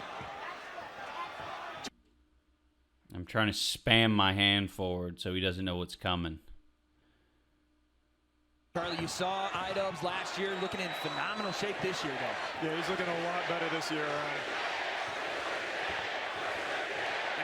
Twist his dick chant. Crowd is lively. They want him to twist those shots over once again. That's what they were saying. Clearly. Heard it clearly here myself. And the jab to the body from Alex. Look into that check hook. Nice footwork from Ian, though. He stepped back lovely. Yeah, Tony. I step back lovely. And Alex has got good footwork too. Yeah, he's been patient, both of them are. This is 4 3-minute rounds. Every other fight's been 2-minute rounds. This is the first 3-minute round fight. Oh, overhand left hook, right hand from Alex, and he turns the angle. Again, ready to strike. Always is Alex Wassabi. Yeah, I'm impressed by Alex's speed. Right hand from Ian. And Alex flurries, flips the guard, goes uppercut. Ian's fighting out of it. But Ian is there, guys. He is there. I'm there. Okay, I see you. He's remaining composed, Tony. That's what you like to see. He definitely is. But one thing I was impressed with Ian. I fucking sparred some big ass guys who hit me way harder, that made me fucking see things into the future. Last year against Dr. Mike was how tough he was. He took some big shots from Dr. Mike. He's a tough guy, got a big heart, and really wants it. Not only did he take big shots from Dr. Mike, but something we have to also put in here is that Ethan did that at 185 pounds and lasted all 5 rounds. We went. I'm gonna be honest.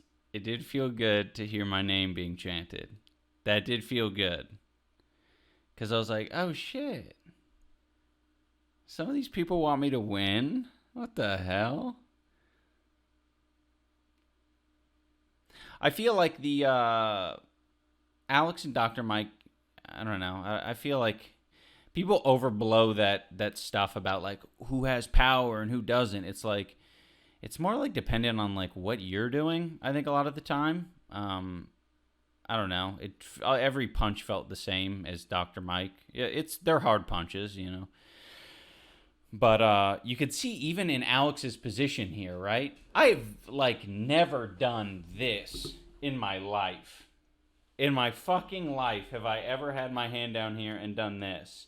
And I can just say like Alex is way more about like the sport of boxing than me for sure.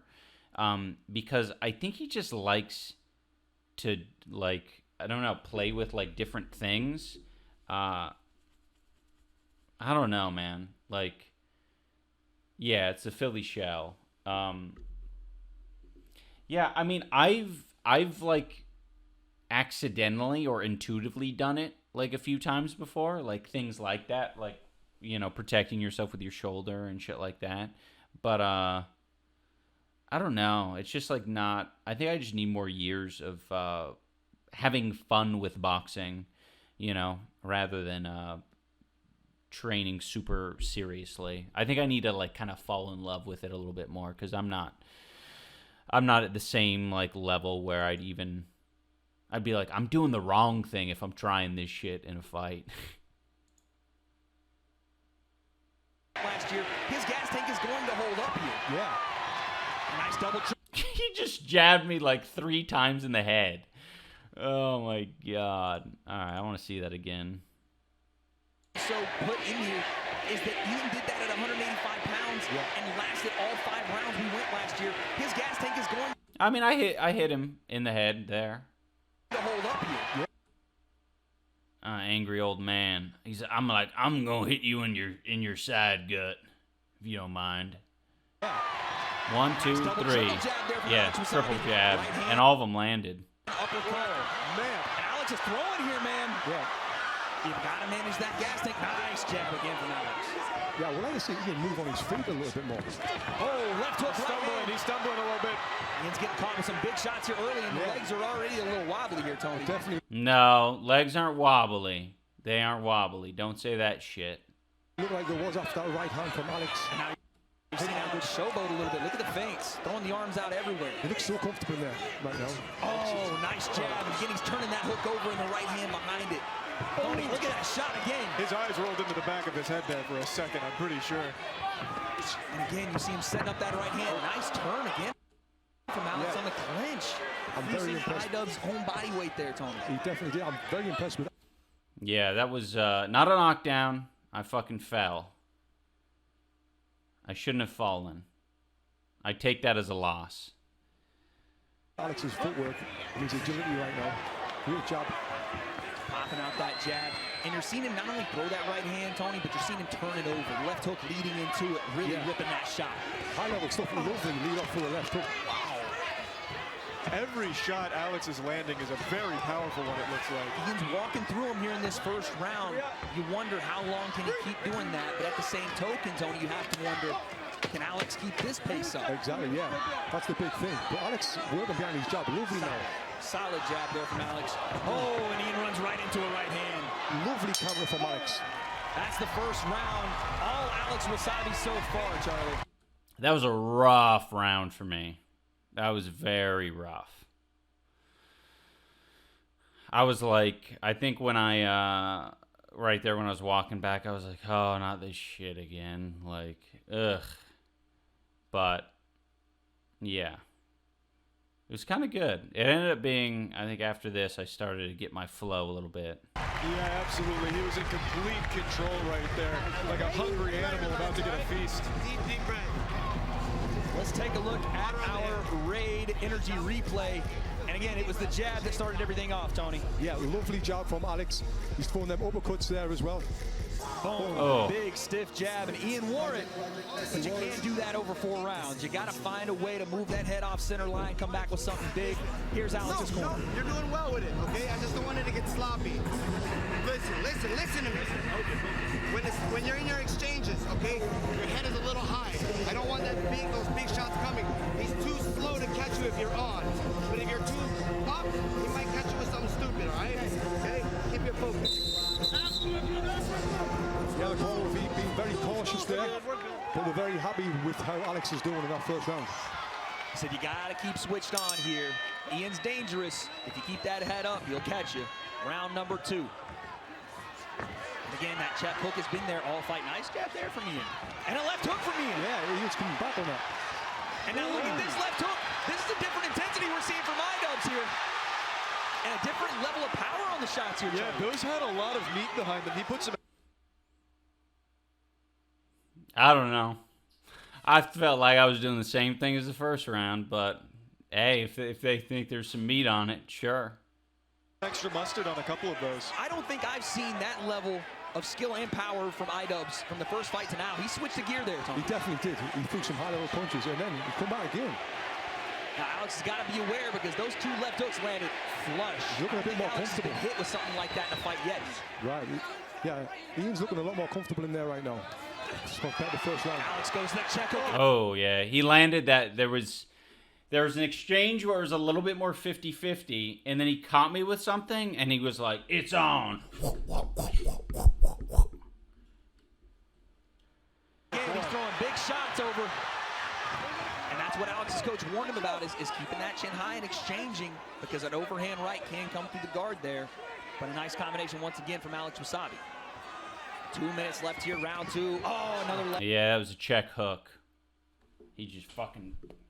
That lead hook right in my damn side of my face. It's not very powerful, but it's a point. Left hook from Alex. He kind of jumped into that one, Ian did. Yeah, he tried to go 2-3. Didn't necessarily work out for him. I think I needed to do... And I like this from Gibb. I see it a lot from Gibb, which is low. And I actually saw it a decent amount from Dad this in this Creator Clash. Is punching low and punching high, like elevation change. Upstairs, downstairs, upstairs, downstairs. And more combinations. Yeah. I don't fucking... I mean, footwork's one thing. I just don't... yeah, I'm just disappointed in my my elevation changes. What did your coach tell you to do after the first round? I do not recall. Alex again, standing on that back foot.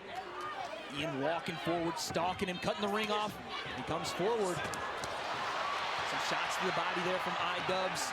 Tony, if you are iDubbbz here, how do you get the attention of Alex? What do you do to stop that jab from popping out like it is? He needs to feint a little bit, move his head a little bit, because he's uppercut out of the clinch. He's hardly moving his head, so he's a sitting target. If he moves his head, you know, it makes it a lot harder for Alex to be able to land. Tony, I'm moving my head. Give me a break. I'm moving as much as I can. I'm trying to punch a guy. What do you want me to do? That jab. So move your head, throw some feints, and then throw the punches. Both guys measuring each other here in the middle of the ring. Charlie, you're seeing both guys starting to shake out those shoulders. Fatigue setting in already a little bit. I'm not too convinced about that. I think Alex Wassabi's still got quite a lot in the tank. You see him? No, you just like him. You just think he's a muscly, bronzed man. On that front foot, Tony. You know he wants And I breathe out of my mouth. that shot to come out from Ian so he can counter over the top of it. Oh, lovely defense. Yeah, that's what I'm talking about. It's just like all of those punches were just so glancing because Alex was doing the little shoulder roll, this little fancy fucking shit. I don't do any of that shit. Maybe I need to. And the crowd's going to go wild for that pressure, but Alex catching a lot of those on the shoulder and slipping out of the way. Yeah, then turns him on the ropes. Perfect. Gets back in the center of the ring. Jab sneaks through there from iDubbbz. And again, Alex with a little bit of possum there as he held the arms up. Yeah, it's another one of those things. Let me see that. I want to see that shit. Because Wade said he's playing possum. Like, oh, I'm out of the clinch. I'm just waiting to get unclinched. And was like, ah. Out of the way. Yeah, then turns him on the ropes. Perfect. Gets back in the center of the ring. Jab sneaks through there from iDubbbz. Oh, interesting. Yeah, he had his arms out. He's like, oh, what the fuck? What the fuck is this shit?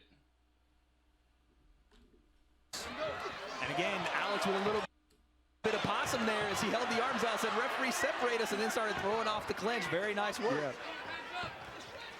Yeah, you see what I mean? Even listen to how Wade is talking about that business. It's like, it's such like an integral part of like an actual competitive boxing match. It's like, yeah, doesn't look fair play. Yeah, I mean it's the way it is. Both fighters have an opportunity to do it. It's just like, how badly do you want to win, kind of thing, in my opinion. Because you can be very delicate about the rules. You know what I mean? Or you can fucking ride the line, and that's what, I mean, that's how people fucking win. Nice job again, man. Yeah, that's great work here from Alex Wassabi. Ian again on the front foot, trying to keep that pressure on. Oh, nice right hand to the body there from iDubbbz. I'm curious what that was all about, because that looked like a bunch of different shots. It looked like I was going low, but I never changed my elevation, and that's a problem. I just punched low, so I'm like up here, and I'm dragging my arm.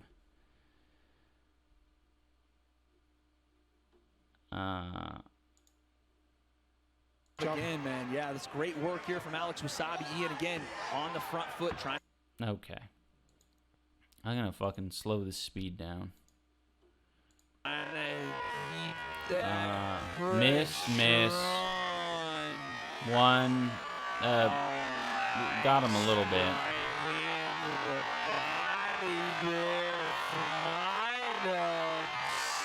Yeah. A couple of very glancing blows. Very glancing. Sad. Alex trying to get out of that clinch and throw punches. He's known for doing that very well. He's very slippery in there. Looks to the overhand, wasn't quite there. And as you see, Ian's changing levels as he enters range. Would the uppercut be a useful tool here for Alex? Yeah, Ian's got a lot of work to do after this round for the next 2 rounds.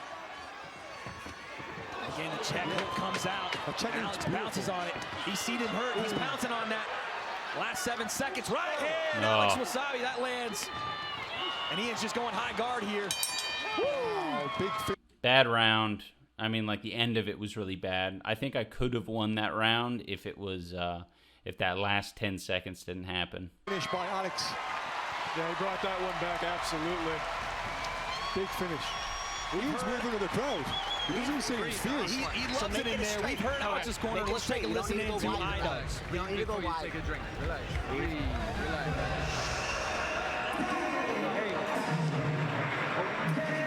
Control your breath. Yeah. Be first and last. Use your face. You got this, man. You got this, okay? You can't keep... Your left hook is landing. When he squares up, he's just looking for a big left hook. Okay. Right? So when he squares up like this, he's just looking for that big left hook. So what do I do? Use your feints, try to draw it out, or pressure off that, right? But keep that right hand high. Okay. But as long as you keep that right hand high, as soon as he touches it, you can counter. You know how to counter left hook? It makes sense to me, what he's saying in this moment, because obviously I've been seeing it. But, yeah, just like, I don't know. If I encountered that, I think more often in, like, sparring, like someone who was consistently hitting me with that punch, I think I'd be a little bit more prepared for it. I think this ends up being an okay round, though. Yeah, so Ian's calling telling him to use his feet, keep a right hand high so he doesn't get caught with that left hook, which is good instructions. Great advice there from the corner. Guys, you have to think Ian's 2 rounds down right now, yeah? And he comes out like a fireball right out of the corner. He's going turbo mode here, and he's got to. Alex Wasabi's been in control here, and he's got 2 more rounds to work this. Ian's pushing him back, but he's following him around the ring. He needs to cut the ring down. I was going to say, and look at Alex walk right into the power hand. If Ian can find a way, look at that left hook off the shoulder roll jab as well. If Ian can find a way to cut the ring off here, he's going to have a better shot at landing that overhand he keeps throwing behind the head of Alex. Yeah, definitely, because Alex is moving onto Ian's right hand. So if he can step in as he moves to his left and throw that right hand, there's more chance of it landing. Like there. And Alex does a great job there, getting out of the corner safe, goes to the clinch, and then even turns it. And Ian's trying to fight his way out. He knows something here. He's like, Alex doesn't want to exchange here, and he's right. Yeah, he's turning into a dogfight. He's doing That frustrated me a lot. A lot. Great job with that. That's where Ian succeeds in these dogfights. iDubbbz wants to make this a little nasty. Now's the time to do it. He's definitely got to. And again, this is a professional boxing fight, so he can do that. And guys, you are seeing Alex's mouth wide open here. Yeah, maybe he's starting to get a little gassed. Look at that switch on the left hook, but he gets out of range really recklessly, and Ian chases him again. Alex fires away. It does seem like in this round, Alex is firing more to keep Ian off him than to be offensive, Tony. Yeah, it definitely does. But as well, he's landing that jab. He's landing that hook. So he's winning the round. But Ian's putting that pressure on. He's not stopping. Again, we saw his gas tank last year. He's coming forward once again. And on the front foot, Alex with a nice jab takes a big, deep breath there on his back, though. And again, he feints out that hook. You know what he wants to go to there. Ian does a good job there cutting the ring. Yeah, but he threw the right hand to the body. He should have threw it to the head, or feigned it to the body for his hand to come down, then come over the top of the right hand of the head. I don't know what you just said, Tony, but I'm going to ignore it. Alex pops that jab off his back foot again. He goes to the body. Yeah, I see what you're saying, Tony. Yeah, he needs to fling that into the head. Yeah. No. Let's learn. Let's listen to what he's saying. I'm sure it's valuable. What he wants to go to there. Ian does a good job there cutting the ring. Yeah, but he threw the right hand to the body. He should have threw it to the head. Through the right hand of the body, should have thrown it to the head. I mean, that's where my hand just really likes to go a lot of the time.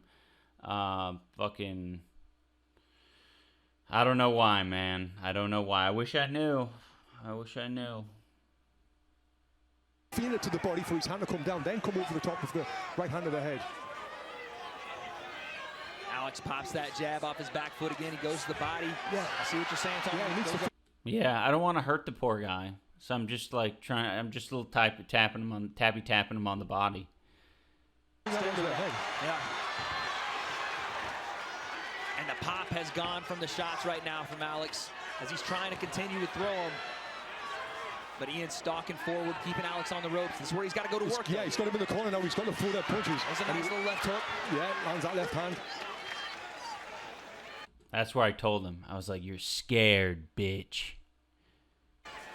Both laughing. I think they're talking in the ring. Guys talking a little bit there. Last 40 seconds, round 3. And again, if you're iDubbbz, you got to go to work here, man. You're pressuring Alex. You're doing all the right things, putting him in the right positions. You just got to let it go. Yeah, cutting that ring down. When you get him on the ropes, you've got to go to work. You can't just let him get out like he's just did there. And you're seeing he's drawing out right hands from Alex. Yeah, he's got him there. Get off me right hands. He is feeling that pressure. And even there in the... I said, "Fuck you" there as well. Or "Get the fuck off of me." Something like that. Clinch, where Alex was having a lot of success early. Now you see Ian shucking him off and trying to throw punches. Yeah, he's trying to make it into a dogfight. Yeah. Well, my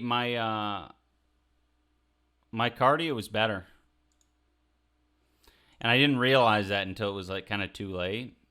I mean, it wasn't too late though. That was the problem. I just didn't recognize, like, I need to fucking do some shit now. I didn't realize how far behind I was.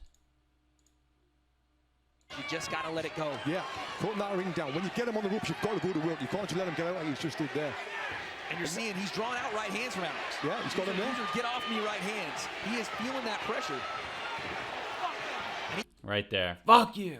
Even there in the clinch, where Alex was having a lot of success early, now you see Ian shucking him off and trying to throw punches. Yeah, he's trying to make it into a dogfight.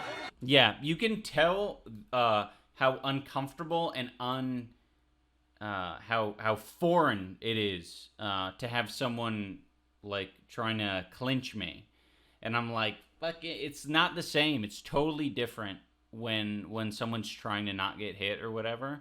So I think I just need to fucking simulate that more. Last 10 seconds, round number 3.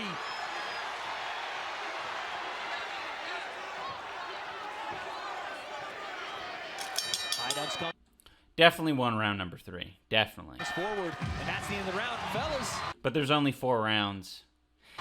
I swear to God, I didn't know this was going to be an advantage to me. If I known, I would have been like, fucking 8 rounds. Let's do 8 rounds, bitch. I'll say this, a lot closer round in 3 than we had seen in the previous 2. Charlie, what was different there? Well, I think what happened there is Alex Wassabi maybe starting to get a little winded, so iDubbbz was able to actually take away a lot of ground and push him into the corners. And iDubbbz fighting out of the clinch has been crucial. Yeah. Our 4th and final round incoming. Let's take a listen in to Alex Wassabi's corner. Right? He didn't land shit right there, but he was more active. I'm not trying to see no fucking draw. You get what I'm saying? You're way too good for let this be a draw. You're way too good to let this be a draw. You're in shape. Believe in yourself. You got me. You chose to be here. Nobody forced you in here. All right? When you get your openings, catch him with that right hand coming in. Hold your ground in the center with your jab. You get what I'm saying? Let's go. One more round. This guy's done. Got him, Alex. Come on. I love what. Phenomenal corner work right there. Very good corner work there. Getting Alex motivated. Because if Alex loses this round, there's a chance that it could be a draw. 100%. His coach is relaying that message. Listen, the volume, the activity from iDubbbz in round 3 is making this fight closer. And again, he starts it out in round 4. Alex looking for that hook, but the speed's not there as it was in the earlier rounds. The pop on his shots were there, but here comes Ian again. Slippery left hook there from Alex landed. And a couple of 3-punch combo there, but Ian just stalking forward. Nothing seems to phase this guy. Charlie, what are we seeing here? You're seeing a man possessed. He doesn't. It's like pretty infrequent level changes, though. It's disappointing because it's like he knows exactly what to look for, and I'm just kind of going forward, kind of like which Tony Jeffrey was saying, like not a lot of head movement. I think distracting more with punches, but then also going low, I think would have been great. It would have been that slight bit of variation that like made me win a round or 2. Care about taking a couple punches to the face as long as he can get a few of his own in there. He said, points be damned, rounds down be damned. I'm coming to try to finish this fight in the 4th and final. Alex big swing and a miss there on the check hook. 2 minutes left, and someone's got to take this fight, Tony. Oh, big shot from Alex. And again, Ian comes straight back and wins the exchange. Yeah, if you're Alex here, it's going to have to be... Oh!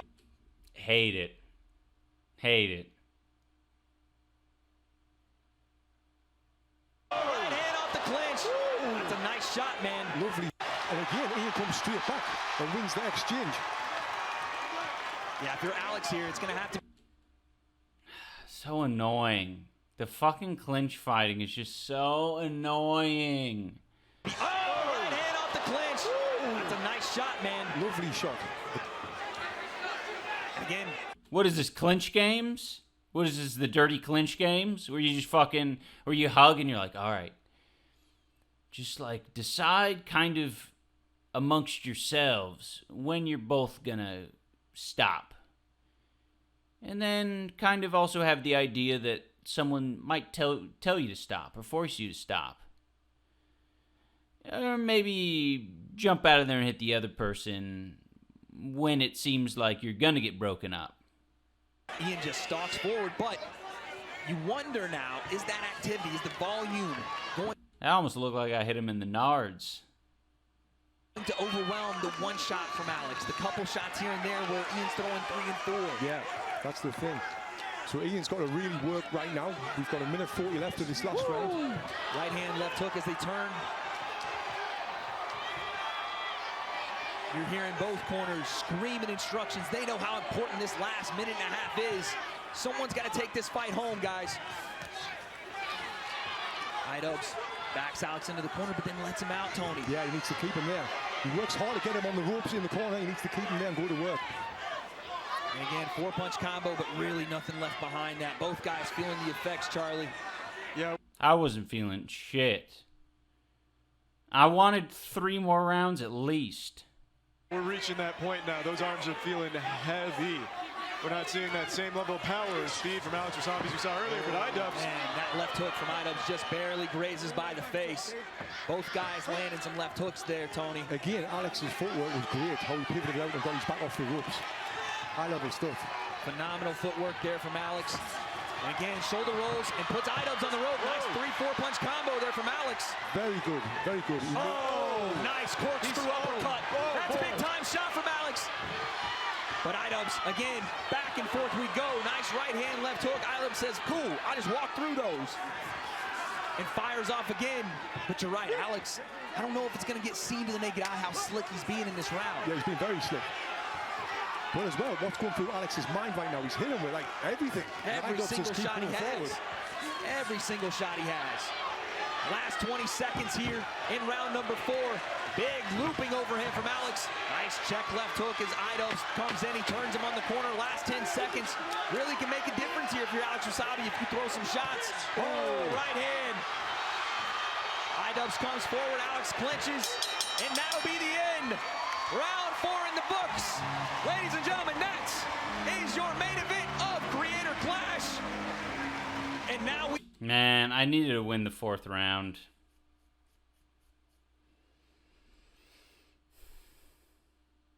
We await our judge's decision. Gentlemen, what do we say after that fight? Charlie, take it away. That was a hard-fought final match of tonight. Both of them looking very strong, honestly. At first it was all Alex Wassabi, but iDubbbz kind of grit his teeth and buckled down, and he made it close in round 3. Round 4 kind of got away from him, though, I'd have to imagine, but a great... You own the event. You could have just demanded another round. I love that. Great fight. And there's our fancy slam cam as you see Alex sneaking shots in behind the guard. That uppercut, but watch Alex on the break. Bang, right hand as they break, Tony. He was being really slick in those exchanges. He was being very slick, doing some very high-level boxing. I was very impressed. That's what I seen with Alex today. As we go to the judges' scorecards here, guys, I gotta ask, what do we think, Tony? I think you've got to give it to Alex. Yeah, he was the busier fighter. No, sorry, he landed the most punches. He was the most slick. His defense was great. So yeah, you've got to give it to Alex. Charlie, what are you seeing as we see our stats on the screen? I'm seeing an Alex Wassabi W on this one. I think.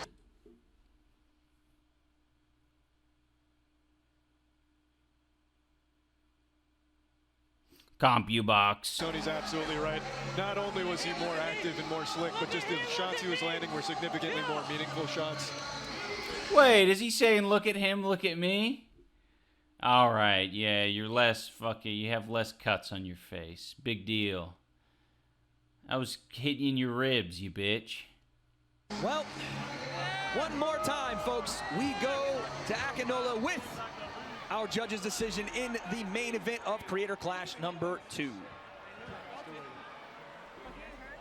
I love that guy who's taking a photo of us. He's such a sweet guy.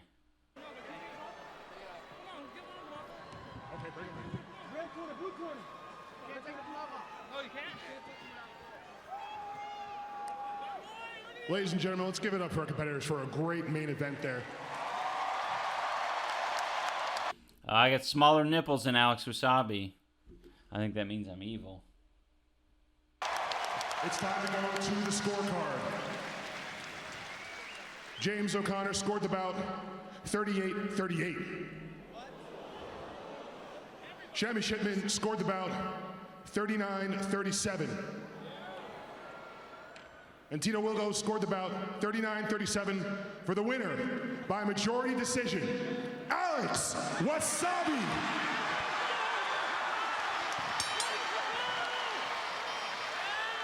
Your winner by majority decision, Alex Wassabi, in his first fight on Creator Clash. And now standing with our winner is Chills. I am here with your winner, Alex Wassabi. Alex, how does it feel winning in front of this massive crowd? Oh, that's the fight I wanted. Did everybody enjoy that? Yeah! Yeah, I know I got some bumps and bruises. I haven't seen myself in the mirror. He got some bumps and bruises. But we came out and we gave you all a show and we raised some fucking money for charity!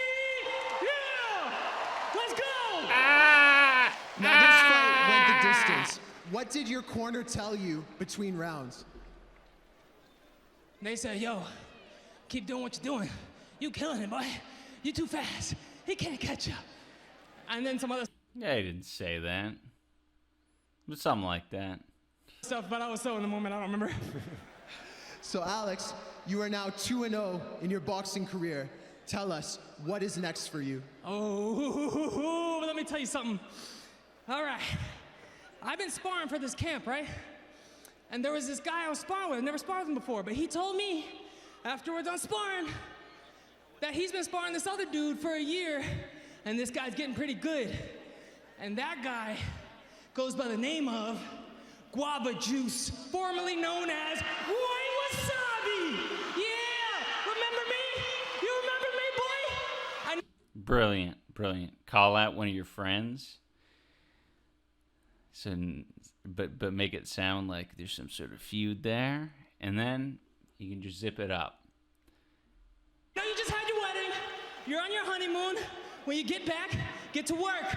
I'll be waiting. Whatever weight, whenever you want. Let's go. Alex, congratulations. Let's give it up for your winner. One more thing. Can I hold this for a second? Okay, Can we hold it together? Yeah, you go. Hey. All right. I got something that's been weighing on my mind. Oh my God, Alex. Why do you gotta be so extra? All fight week. And I gotta let it out. Keep it to yourself. This man, right here, iDubbbz. I heard a rumor about I was so fucking confused. I'm like, just let me go off and die. Just let me go rot in the corner, please. this boy that... It was sweet, though. In all honesty, he is a fucking sweet guy. It's just like, you know... Well, let me put it this way. When I was growing up, like in middle school and high school, I just didn't want to even draw attention to myself. You know what I mean? Like, I didn't want to, like, change my haircut or, like, wear a different colored t-shirt because I didn't want someone to, like, comment on it. So I think that's why this sort of feels like a little bit like, what is this? What is this? I did the thing that's tasked for me to do, and now I'm going to go.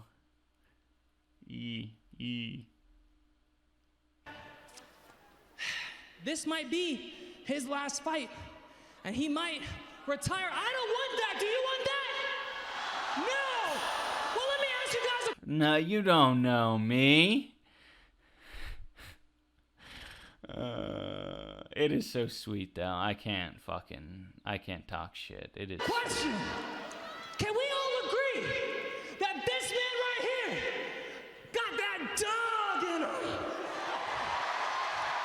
Can we all agree that this man right here that brought everybody here today, that gave all the fighters a core memory we will never forget, have the spirit of a warrior? I don't remember him saying that. That's awesome. Giving everyone a core memory, that means a lot. That's fucking awesome. Ah, man. Well, then there's one thing left to do. Come with me. Come over here in this corner. Come here. I'm gonna go up here.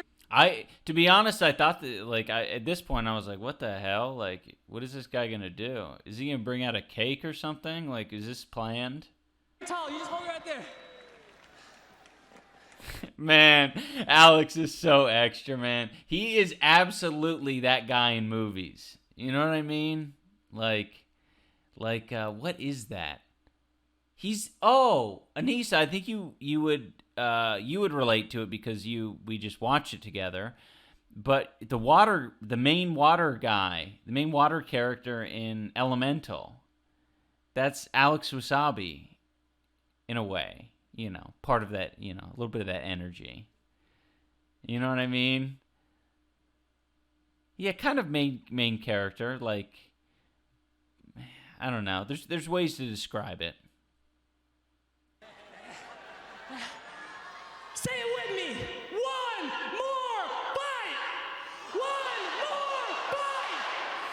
It's so much, man. That is so much, man. My stomach was turning in knots right there. I was just like, what the hell? I was just like, do you...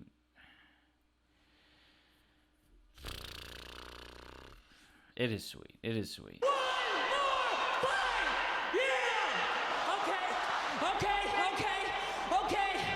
Hey, big dog.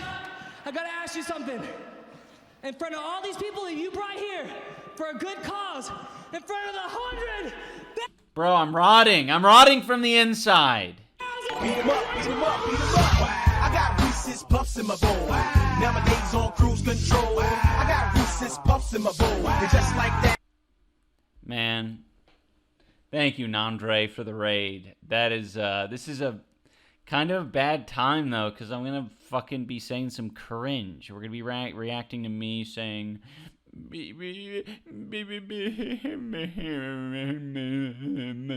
chef. Thank you, Andre. Thank you, Raid. All right, let's hear this. Let's get past this as soon as possible. Well, right now. Yeah, it is okay for men to cry. I'm not...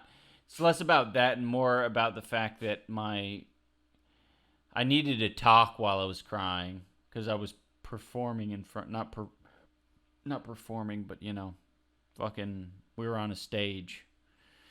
You got one more fight in you, boy. I absolutely... This is exactly what I mean. He's like, you got one more fight in you, boy? Like it's a movie. And I'm just like... No. Especially not in this moment. Why would you think that? Maybe ask me in a few months from now. We're in real life. We're in IRL. This is not movie. I am rotting, sir. If you insist, Alex. Yeah, I was meant to be like, okay, you know. He's proposing to me. He just got down on one knee in front of the entire place. What do I have to do? I have to say yes. But I did it in my own little cheeky way.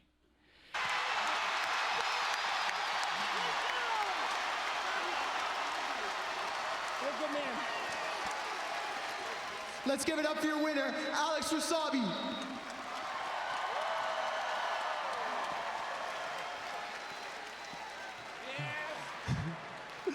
It was kind of cute that he ate those little worms, though. I do like those worms. I am here with iDubbbz. iDubbbz, it was an absolutely hell of a fight. What would you like to say to all? Chills misspoke a little bit there. He meant to say it was or what was he trying to say? This is one hell of a fight, something like that. But I liked it. I liked the way he phrased it. All your fans and supporters that were rooting for you here today. I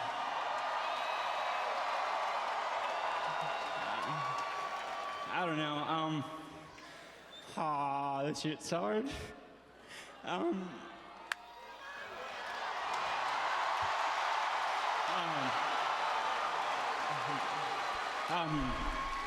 Yeah, I really appreciate everyone. You know, I'm not. Ooh, we can see Chills' note cards behind my neck. I know I'm not everyone's cup of tea, but I really do appreciate the support, and you know, thank you for coming. Just barely able to scrape that sentence together.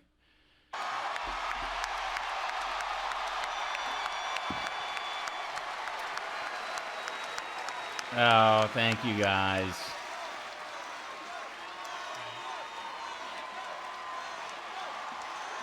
Now I know Creator Clash had partnered with 15 charities for this event. Don't remind me, Chills. Don't fucking remind me. They should have been piping something into Chills' ear like, abandon, abandon. Pay-per-view sales are coming in. Could you just tell us what these charities mean to you? Yeah, I think I appreciate. I don't remember this part. This doesn't get in any highlights. All the charities, I think they're doing wonderful jobs in their, respective fields. The What was I saying? In their respective fields. one that means the most to me is, submitted by my wife, Anissa. The Alzheimer's Association is... they're doing really good work for, people with an extremely debilitating disease.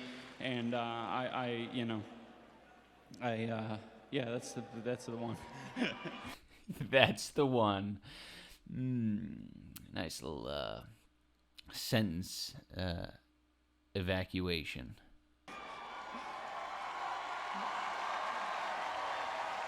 I love evacuating my sentences when I'm like, oh, this shit ain't going anywhere anyway. Thank you for everything. You and Anissa. I know how much hard work went into this event. You guys raised... How awesome would it be if Chills just picked me up and gave me a big smooch on the lips right here? That would have ended Creator Clash in the most positive way. ...raised a ton of money for good causes. Let's just give it up for iDubbbz and Anissa.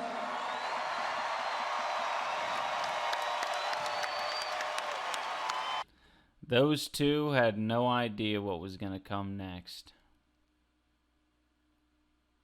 Oof. Cute. You can take a vacation. Nah! You can go back and your fucking partner can tell you how much you raised for charity. Nah!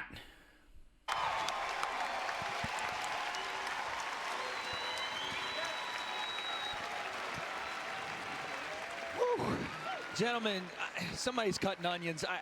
I don't know, man. That was super emotional. Someone's cutting onions. No one's cutting onions. We have feelings and emotions, and that's okay. I'll just speak for myself when I say it's hard, man. It's hard to recreate these kind of moments. No, Wade was being sincere and genuine there. I shouldn't give him a hard time for that. Creator Clash 2 brought us everything that we wanted and more. It brought us a main event we couldn't have imagined. It did what no other event in our space does and give back to charities across the world. And lastly, for me, guys, it made me believe that not only is Alex Wassabi one of the better fighters in our scene, but iDubbbz is an absolute dog. Charlie, what are you saying, man? Oh, absolutely. That's a man that he just doesn't quit. He ate a ton of punishment last year from Dr. Mike. He goes up against Alex Wassabi. This year he gets absolutely disciplined in a couple rounds as well, but he does not go down. He still did not get knocked down. I was completely wrong with my prediction. I thought this would end by a KO. It didn't. In fact, it didn't even come close. There wasn't a moment where I thought, well, maybe iDubbbz dies here. He held his own. He put up a great fight, and it certainly wasn't easy for Alex. Wasn't easy, Tony. Well, so this is basically how it goes. I mean, this would normally happen like a lot sooner, but we had like a lot of post-fight shenanigans, and by this point I was very much fine. But this woman is giving me like a rundown, like, can you see my fingers and shit like that. Let me go through some of these donations. They're all like about $20. Ray1287 says, I'm sorry I pirated, I was broke. Deese has donated $20. Thank you so much. Kalabas donated $50. Anonymous donated $2. Did you get to see George at the event? No, I didn't, but, by that time it was just too difficult. The arena is so fucking big. To get to the area he was at, it would be quite a journey. And I was kind of about to go on.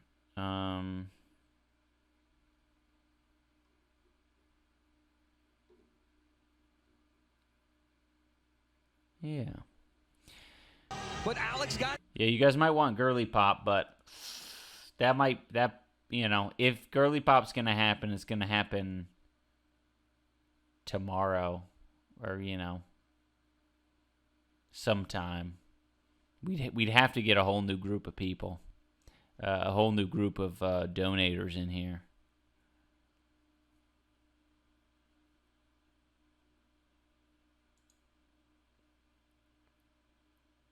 Done tonight, and what a night of fights. Tell me about it, Tony. Yeah, I've got so much respect for Ian. He chose to fight Dr. Mike last year. Dr. Mike is a high-level fighter, a great fighter, and then he could afford it. Ah, look at fucking Ethan and Mika. They're so fucking sweet. Someone else, but he didn't. He fought Alex Wassabi, who's another top-level fighter. So, yeah, I've got to respect him for that. And then all the hard work that's went into this, all of the, you know, people here are here because of Ian and his missus. They've done a great job, raised a fortune for charity. And I know... Tony, not a fortune. You can't call it a fortune. Well, I mean, last year we did a fortune, so it's not wrong. Over the last few weeks, they've been taking a lot of shit online. And let me see what the counter is now. I don't think it's gone up by too much.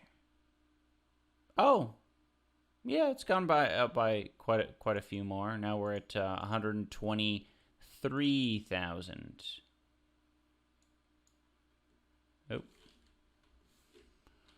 Oh, 603.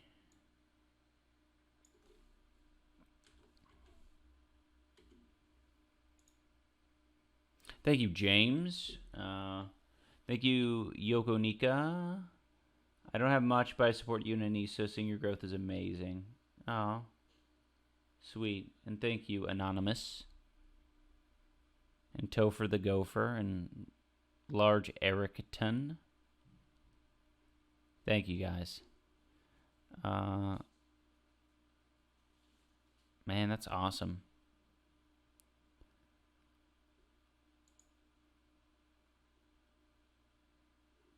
been going through a lot. So for this event to turn out the way it has, you know, yeah, I'm very proud to be a part of it. I really am. It's one of the highlights of my career as a commentator, as someone that's been around the influencer boxing scene. Creator Clash gave me my first shot, Charlie. And you did a great job.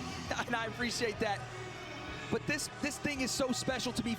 Fed Apart donated $10. Says Creator Clash made my year both years. This is the kind of content, community, and entertainment I wish we could have all year round on YouTube. Thank you, iDubbbz and Nisa. Oh. For that reason. Thank you. No amount of money, no amount of hype, promotion, fake beef, nothing can recreate what we've done here tonight. And I want to take us through it from beginning to end once again, guys.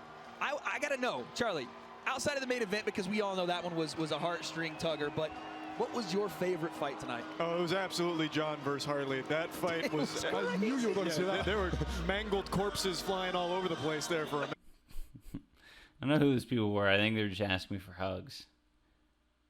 Yeah, that fight was absolutely...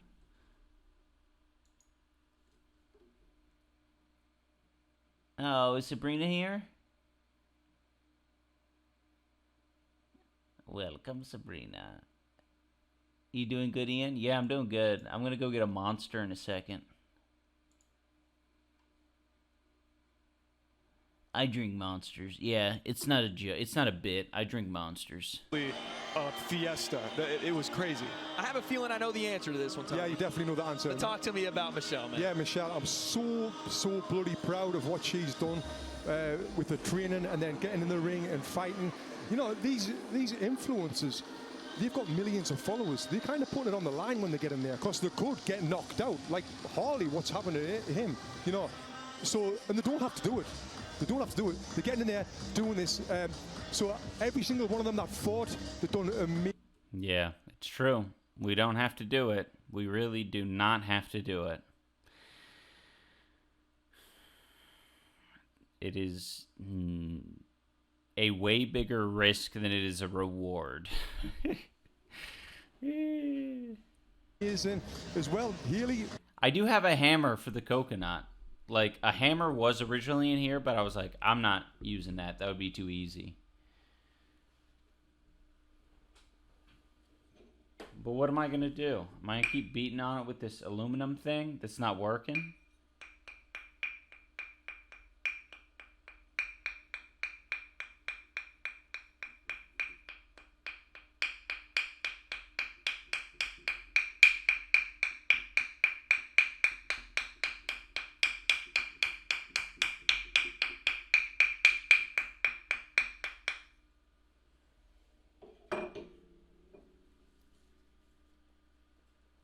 don't think so, guys. I don't think so. Okay, let's completely finish this broadcast so we can Was say it we've on point? watched the whole thing.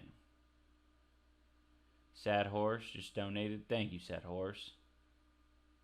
Great boxing as well. And then Ethan as well. Another one I was very impressed with his stoppage. I want to ask you guys, who is the breakout star really quickly from either of you on this night? Charlie, who's that one guy that goes to the next level now?